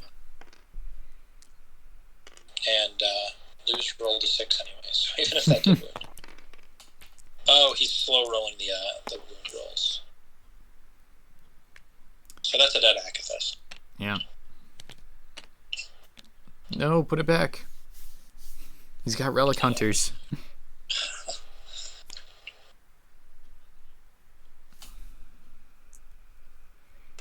Now the thing is, he hasn't actually scored Relic Hunters yet. No, he hasn't. So as far as Luz know, he doesn't know that Alex has Relic Hunters. Well, he should know because he had to flip the models for it. True. Luz just got he got 4 hits onto the Dire Avenger, and he's slow rolling the wound, so that's 1 wound, 4-up save. Alex gets it. That's another wound, needing another 4-up save. Alex gets it. So 2 more left. That one fails, so this Dire Avenger's gonna live. And the other one fails too, wow. And now this Howling Banshee gets 1 hit through on the rack, and he's going to be wounding on a 5 with that Power Sword. Actually, the Power Sword is a total waste against the rack. Yeah. So that doesn't even wound, which means this rack is going to be able to pile in, fight the Banshee, and potentially contest it. But next, we're looking at the Mandrake. Now, will Luz do any pile-in shenanigans? He definitely should try to.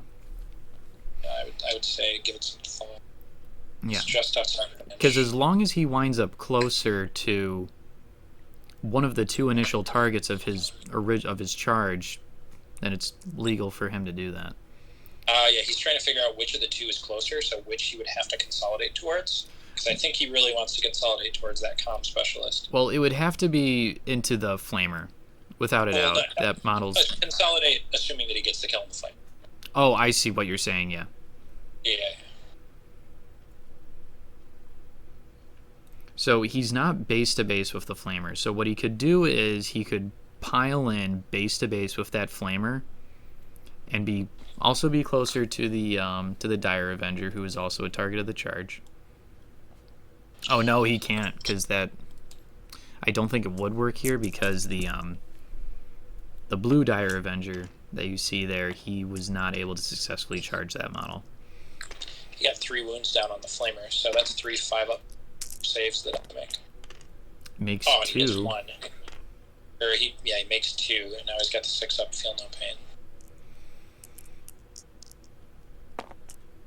No. Oh. 1 damage, and he gets the kill. So now I think he will be able to pile in onto that comm specialist. Or consolidate, we should say. Or yeah, either way, I mean, he could consolidate on the if he goes in the middle here. Yeah. And he's going to end up closer to whichever one is. Whichever one is closest, yeah.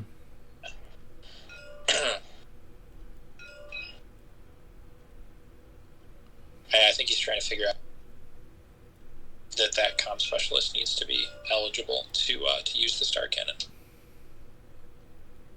So he's 1.1 away there. Yeah. And he's 1.1 away there. Oh, man, so he can just go right in the middle, basically. Yeah.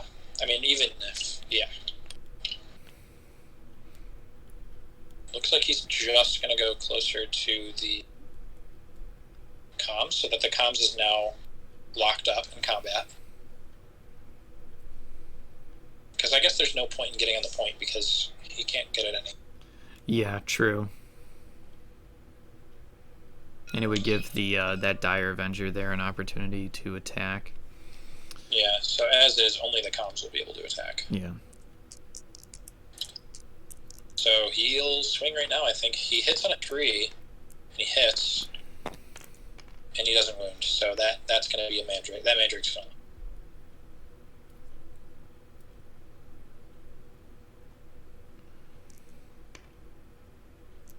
Now, Ooh. I'm not sure what Alex just rolled for, but it looks like... It looked violent. That's what it looked like. Now, I think Luz is really going to want to... Yeah, he piles in. That's the... Yeah, so now he's on that point. And he's got the homunculus tools, so he's not hitting that hard. He's got 2 attacks, hitting on 3s, I believe. He gets 1, and he doesn't wound, so I guess forget it. And now that leader in the middle is going to be able to fight back. Nice. 2 hits. Wounding out 4. Wow. 2 3-ups, though. Oh, no. wow. Feel no pains? Oh, Nothing. Wow. 1 damage. He lives. Takes a flesh wound. Wow, the fact that Clayvax even took a flesh wound just now is absolutely unreal. Yeah. That was horrible luck for him to lose there. Statistically unlikely.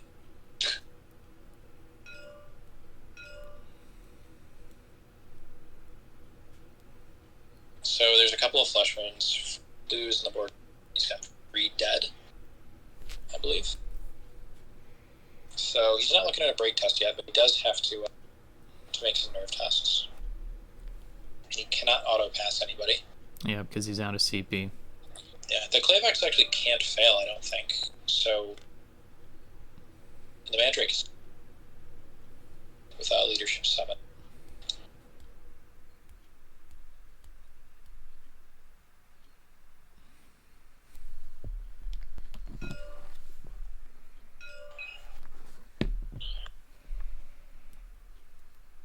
So Alex holds 2 points, and they contest the middle, and Luz holds 2. Neither of them are going to get... Luz got 2 kills, and Alex got, I believe, 2 kills as well, so I think they contest that, don't they? Unless I'm mistaken, actually, I don't think Alex got more than 1 kill here. Yeah, I think you're right. So Luz is going to get killed more, and he's going to hold 1. And he's also going to get reconnaissance again, and he's so that's a pretty big one. Yeah. Alex is just going to get 1 relic, and he's going to score cut. So where did Alex score relic? right over here where he killed that Akathist with the scorpion. Oh, okay. So Luz is up 9-8 right now, going into the 3rd round.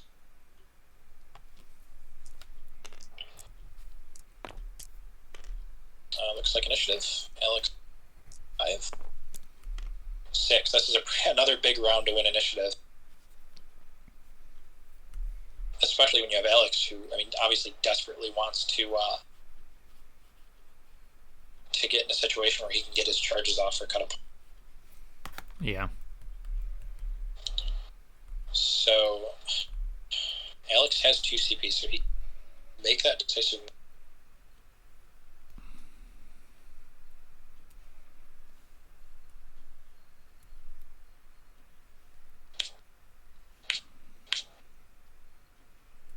This is a really tight game. Yeah.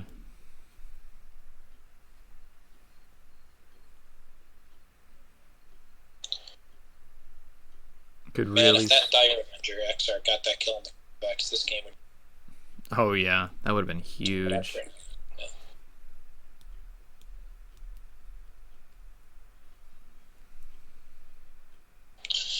That would have been a huge bad beat for Luz here. Yeah. As a guy who's been running Vanguard veterans with storm shields and is used to seeing models die in places where it's statistically unlikely, I'm really happy that Clavex didn't die. Yeah.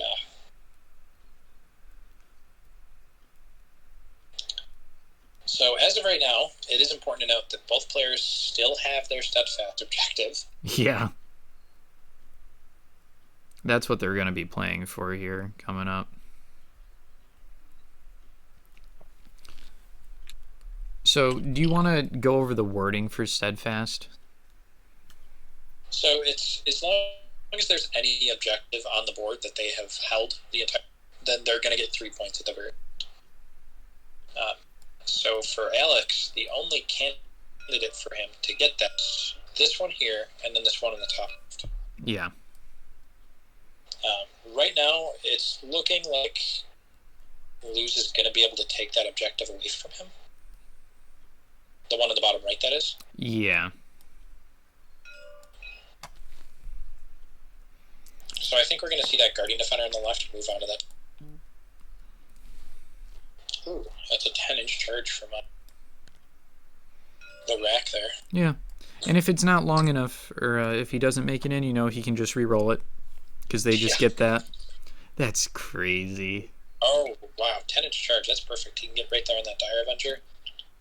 And I think he should be able to get on the Comm Specialist.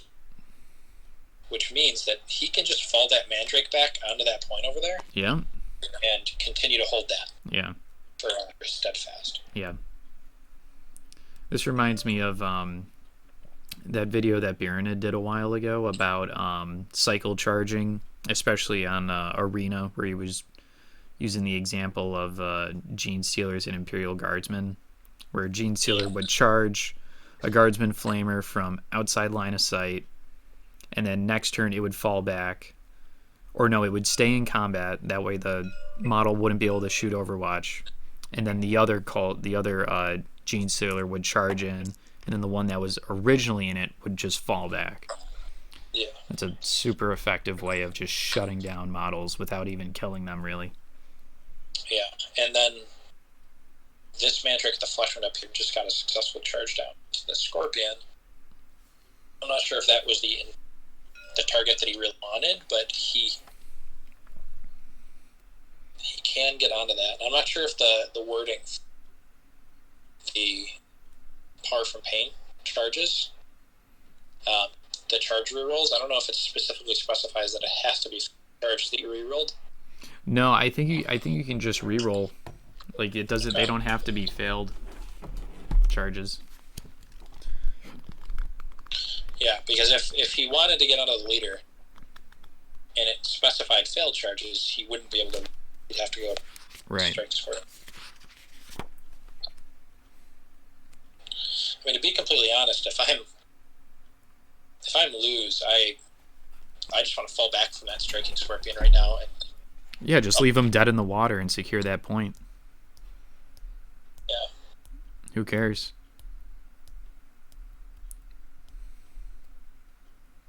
Or you can fall back closer towards one of the... Oh, that's probably a bad idea. You'll get shot off the board doing that. But what in the world do we have going on out here? Well, he's going into the striking Scorpion. It looks like. That is pretty ballsy. Yeah.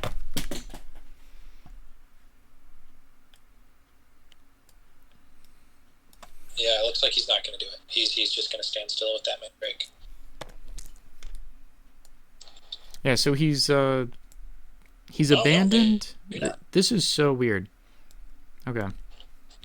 So he hasn't abandoned the bottom right objective because that Mandrake is probably going to fall back onto it.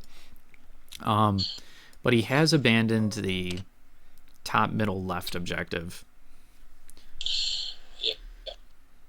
Well, this Mandrake can still fall back onto it, and he has this one you're getting reconnaissance that could fall back onto it. Oh, is there enough space for that Mandrake to do that? Oh, there absolutely is. Oh, this is vicious. Oh no, but he's blocking himself. Yeah, now he's body blocking himself by doing that. I'm not quite so sure about that one. He wants to be the maximum distance. Alright, so now he's pinged that Mandrake. Oh, you know what? The Mandrake's probably going to charge. Yeah, going to charge that Howling Banshee. Shut it down. Maybe the rack demo spec will fall back onto the point. Yeah, possibly. I mean, really, he could just fall back from the Howling Banshee and the Scorpion and effectively prevent. Yeah, they just don't get to do anything except fall back.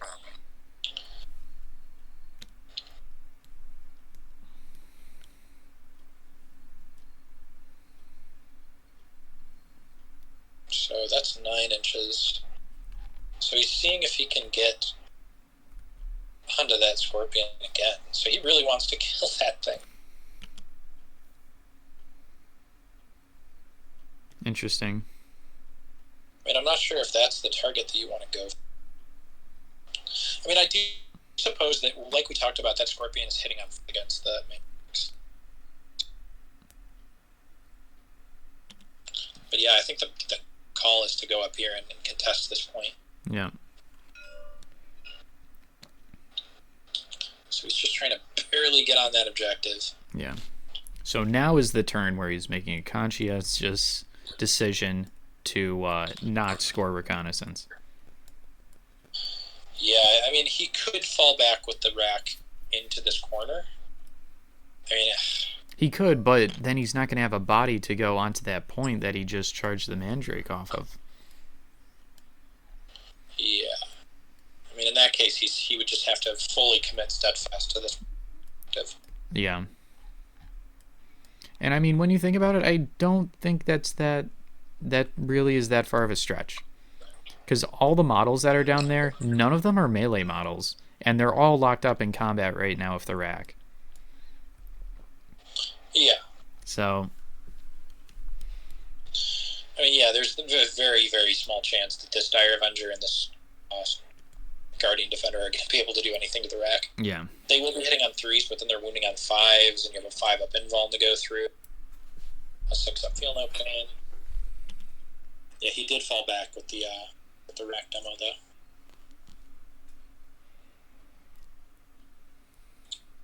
Yeah, honestly, I think I would have liked to keep the rack down. I don't know, it's tough.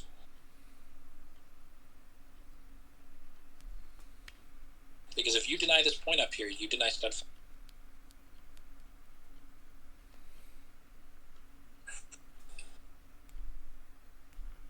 It's, although it will be tough to deny steadfast up there, because that Guardian is probably just going to walk out into it.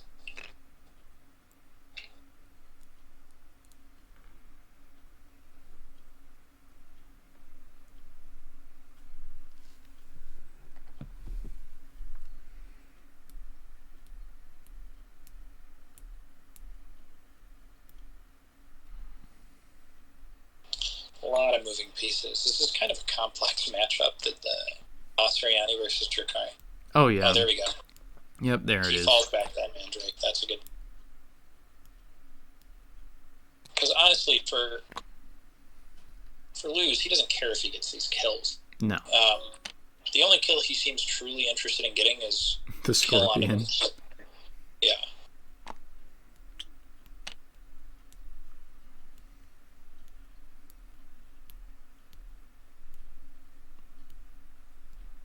And probably onto that, too.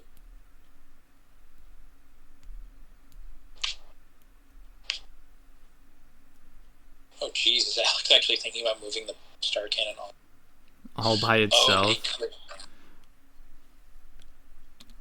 Alex might be able to get and contest this objective. That would be a meme. It'd be a meme. It would deny.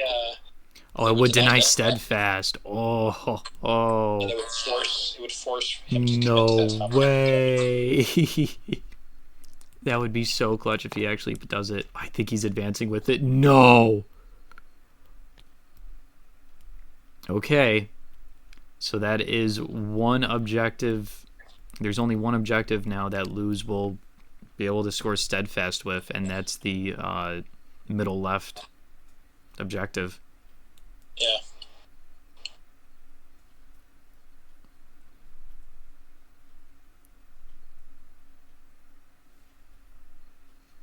It's a meme for sure, but man, I got DC'd. Are you still in?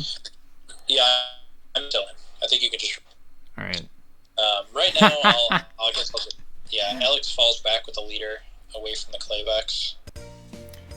Here, and I am streaming, so it should be kicking in any second now. Okay. Really, it's what we just saw, just for a recap, is Alex prevented Luz from being able to hold any of his points. So Steadfast is off the table now for Luz. And Alex... that's huge. Yeah, so basically what Luz needs to do to win this game is completely put all of his effort into denying that top objective from Alex, because that's Alex's source of step. Yeah. Now, I'm not sure. I think that we have a shaken Howling Banshee. A shaken Howling Banshee? How does that happen?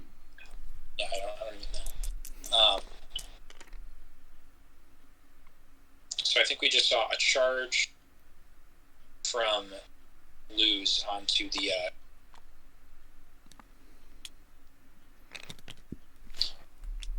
another important thing is Alex he'll potentially be only maxing out one secondary this game. And that would be... Luz plays it right, he should be able to completely deny cut round. Yeah. And he could potentially deny any bounties from. And that would be a pretty big deal for Alex, because in the event of a tie, the tiebreaker is secondary.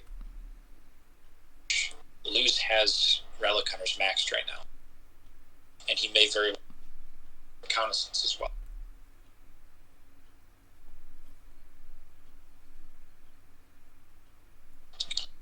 Really, if he just chain shard falls that 2 boards just right there. And it looks like the rack is declaring a charge. Just about everybody, maybe not the.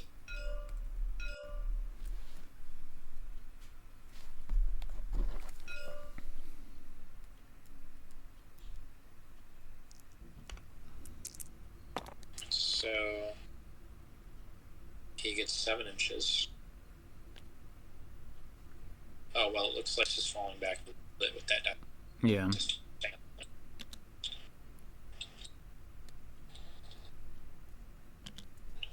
Which is a kind of a risky game to play.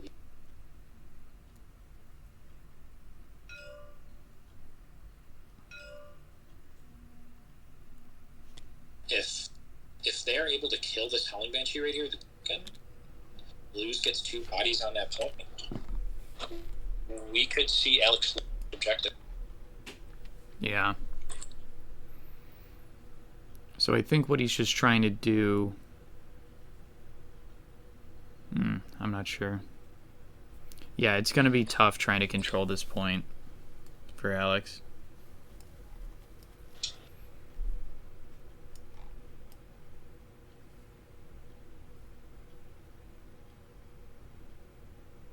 Now, Luz doesn't really seem to know what he wants to do with this quite yet. He's looking at the leader to try to get back into that combat, which he has decent odds of killing the leader if he's in here. He's putting a charge onto the Scorpion. I really don't think he should go onto that Scorpion. It's just giving Alex away back in. Unless he's just charging the Scorpion so that he could walk past him to potentially get over into the... yeah, I think that's what he's trying to do here. Gets so 8. He gets an 8. Oh, no. He's going onto the Scorpion. That's a risky game. Yeah, I think at this point he's just trying to like max Relic Hunters. Well, he's already maxed Relics. Oh, no. He needs... Yeah, no, he's already maxed Relics. Oh, he did.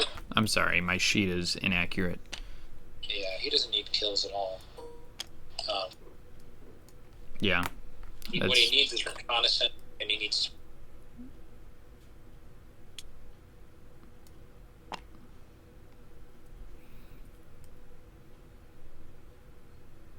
Yeah, he needs reconnaissance, and he needs to hold objectives. Needs hold more here.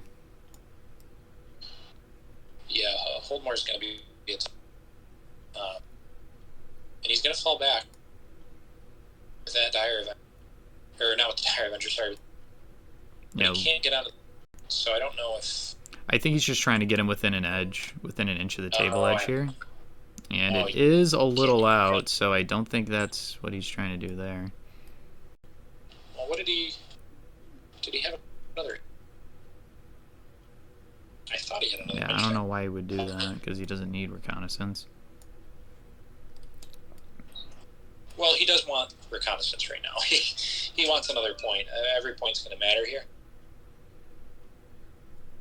And honestly, if he gets reconnaissance and he manages to get hold more and kill more, it's not even going to matter.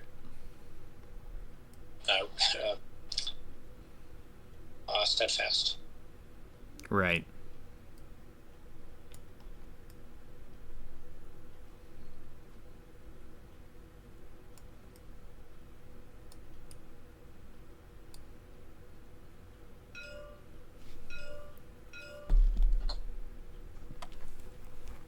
Yeah, so we said it early on in the game that taking Steadfast for both of these players was going to be super risky just because it in many ways this is a mirror match when it comes to movement.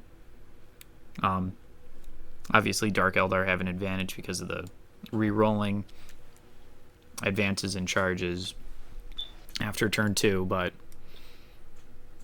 yeah, what kind of objective do you think these guys should have taken instead of Steadfast if you were in their shoes? Well, knowing what we know now, I would say that it might have been a smart idea to go for something. Well, I guess for Alex, I mean, he really wins the ranged game here. Yeah. I mean, maybe he didn't know that before looking at the 125-point list that Luce brought. But, I mean, I don't know. Kind of want to say something like hip shot, but that's not always an easy one to get.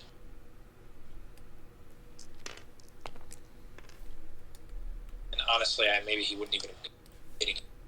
He just would have had to change his game plan. So he gets a 3-inch on his advance, so that Dire Avenger can move 10 inches total. So he's not going to be able to get on a point. But he will be able to fire and fade. Yeah.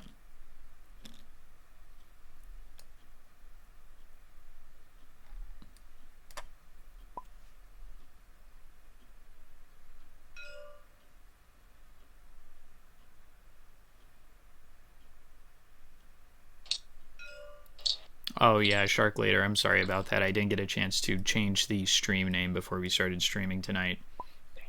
Yeah, these guys are mandrakes.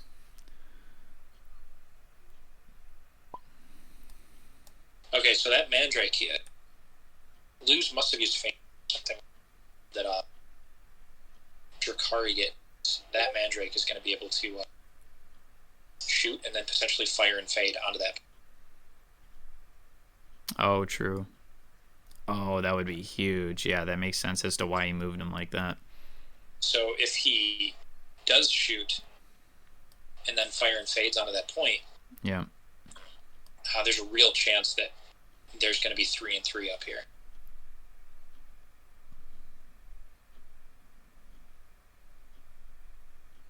So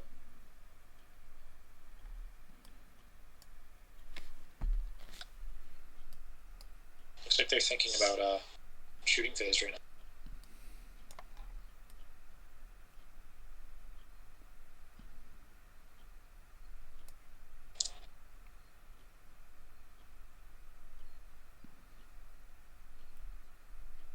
So those two, the Dire Avenger Guardian Defender, won't be able to shoot, but the Dire Avenger Exarch, he is going to be able to take some shots at that Mandrake right there. Yeah. Unfortunately, he's going to be hitting on 5s because of the obscurity. Yeah. And the Mandrake bonus. Yeah. They're just -1 to hit. And it's not like a -1 to hit when they're obscured, like a Camo Cloak or something. They just have that natively.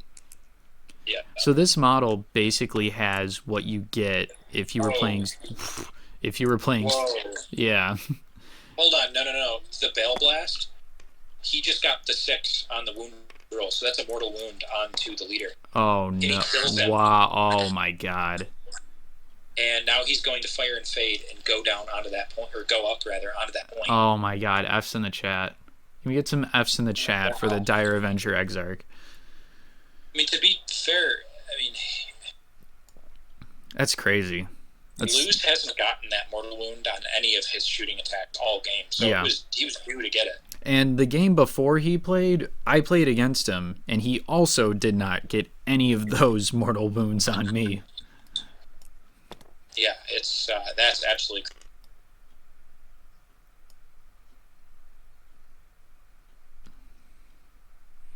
Okay, so Alex has piled in onto the point, onto that top left objective there. No, Alex is decisive striking, so that he could fight first against that Clayback. Yeah. His teal actually, that's cut apart. Okay. And he gets 2 hits through. For some reason, he gets 3 through. I don't. And do those wound? I think they do. I mean, it's the Scorpion's Claw. Yeah, I think they do. That's 3 damage, so 3, 6 up for no pains. This is what I'm saying. I think it was a huge mistake for Luz to charge Striking Scorpion. Yeah, he's just it just gave him a point, and it gave him a bridge, basically, to get onto that point, whereas he could have just fallen back. And, like, maybe the Scorpion would have been able to fall back onto the middle objective, but at least you would be denying that model. He only has 2 models on the board right now that can really get him cut apart. Yeah. So just not even touching those guys is what's best for him at this point. Yeah, I mean, Alex literally just got cut apart, and Relic Hunters, and Kill 1 out of that. But they did just kill the Howling Banshee up there. And that rack is going to come down, so that's steadfast right there. Yeah. And then this Mandrake over here is going to pile in. This is a huge moment for even with kill from Alec. Gets 2 hits. Wounding on 3s on that. That's only 1 wound. He doesn't get the armor save, and he doesn't get the feel no pain. Flesh There's wound. no kill, just a flesh wound. But that's a break test now, or a nerve test that take, and there's no point to auto pass it for Alex anymore. So I think they're counting up the final score right here, unless there's something I'm missing. Alex is seeing if he breaks. Oh. He does not, and I think Luz also has to break. He does. So Alex loses right now. Oh, that Dire Avenger down at the bottom. So Luz holds that point, and Alex holds this point up here. So, and to be completely honest, Luz still could have made a pile-in move with that Mandrake. Do that. Yeah. Because that costs him hold more. Oh, true. Yeah. I was like, oh, there's not really a point in doing that anymore because he's already contesting the point. He's already denied steadfast. But yeah, that was a missed opportunity. All right, so right now they both have.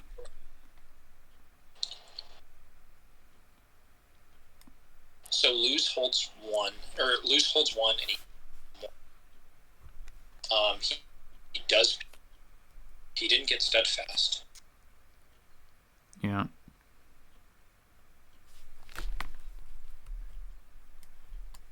And right now it's 15-16 in favor of Alex.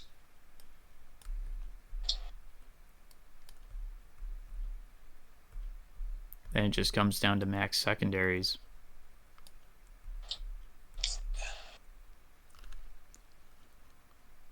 Yeah. And Alex has 2 max secondaries. Well, no, because it's not even a tie. Yeah. Yeah, it's not a tie. Yeah, I mean, I think that the play to have that Clayvex charge the Scorpion, that's what lost in the game. That's for sure. You put him back in the game and you do that because Alex is not going to get cut apart without that, and he's probably not going to get a period without that to get the last relic. So that's the game right there. That's how you lose that. Yeah. If you don't charge that striking Scorpion, then Alex gets less points. 3 different games, 15-13 for lose. Yeah.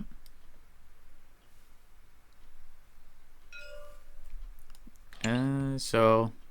Oh, they're thinking about if he piled in and held that point. Yeah, if he held that point, then he would have gotten. He would have gotten hold more. Yeah, would he have gotten hold more? Yes, he would have, because he already holds 1 down here. Yeah, he would have gotten hold more, and then it would be a tie game. And then Alex would still win off of the tie. Would still win off of the secondaries, yeah. Wow. Such a close game. Holy crap. Yeah, I'm just making sure they didn't forget anything.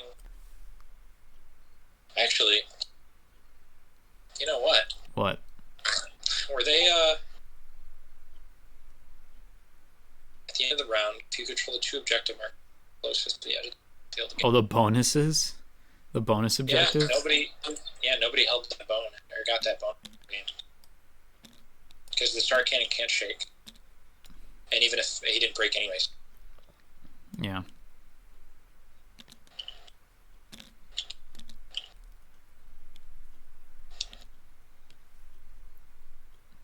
Well, all right. Yeah, I think that's game. That's 16-15 in favor of Alex. So Luz exits the tournament. First place. Yeah. Congrats to Luz. Yeah. That's the final West Coast guy. Yeah. Out of the tournament. And Alex faces the impossible task of having to play and beat Necrons 3 times in a row. Oh, God.